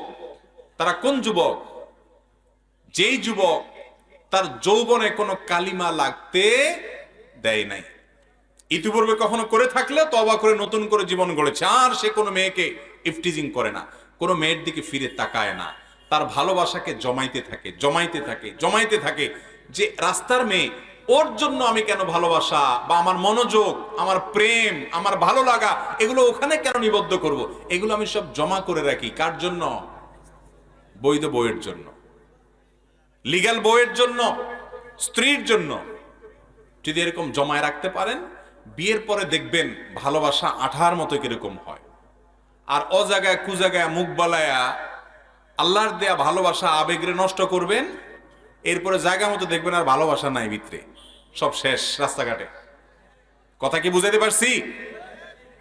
সব যুবকরা পাগলামি করে, মাতলামি করে, বদমাইশি করে, খারাপ কাজ করে, নোংরামি করে, মেয়েদেরকে উত্ত্যক্ত করে, তাদের পিছে লাগে, চোখের জেনা করে, মনের জেনা করে, বন্ধু কয়েকজন একসাথে হলে কোনো মেয়েকে নিয়ে বাজে কল্পনা করে, আলাপ আলোচনা করে। এই হারামের ভিড়ে যুবক তুমি একটু ফেরার চেষ্টা করো। সবাই যা করে তার চাইতে ভিন্ন কিছু হওয়ার চেষ্টা করো। গড্ডালিক এবং স্রোতের তালে গা ভাসিও না ভাই। স্রোতের তালে গা ভাসার জন্য যোগ্যতার দরকার হয় না, স্রোতের বিপরীতে চলার জন্য শক্তি লাগে, যোগ্যতা লাগে। সেটা তোমার মধ্যে আছে কিনা সে চেষ্টা করো। চেষ্টা করা যাবে না ইনশাআল্লাহ। অতএব ভাইরা আমার, যৌবনে কোনো পাগলামি নয়, কোনো মাতলামি নয়। এই চোখকে হেফাজত করব, মনকে হেফাজত করব, পড়াশোনা মনোযোগ দিবেন, বন্ধু বান্ধব ভালো বন্ধু বান্ধবের সাথে উঠা বসা করবেন, খারাপ বন্ধুর ধারে কাছেও যাবেন না।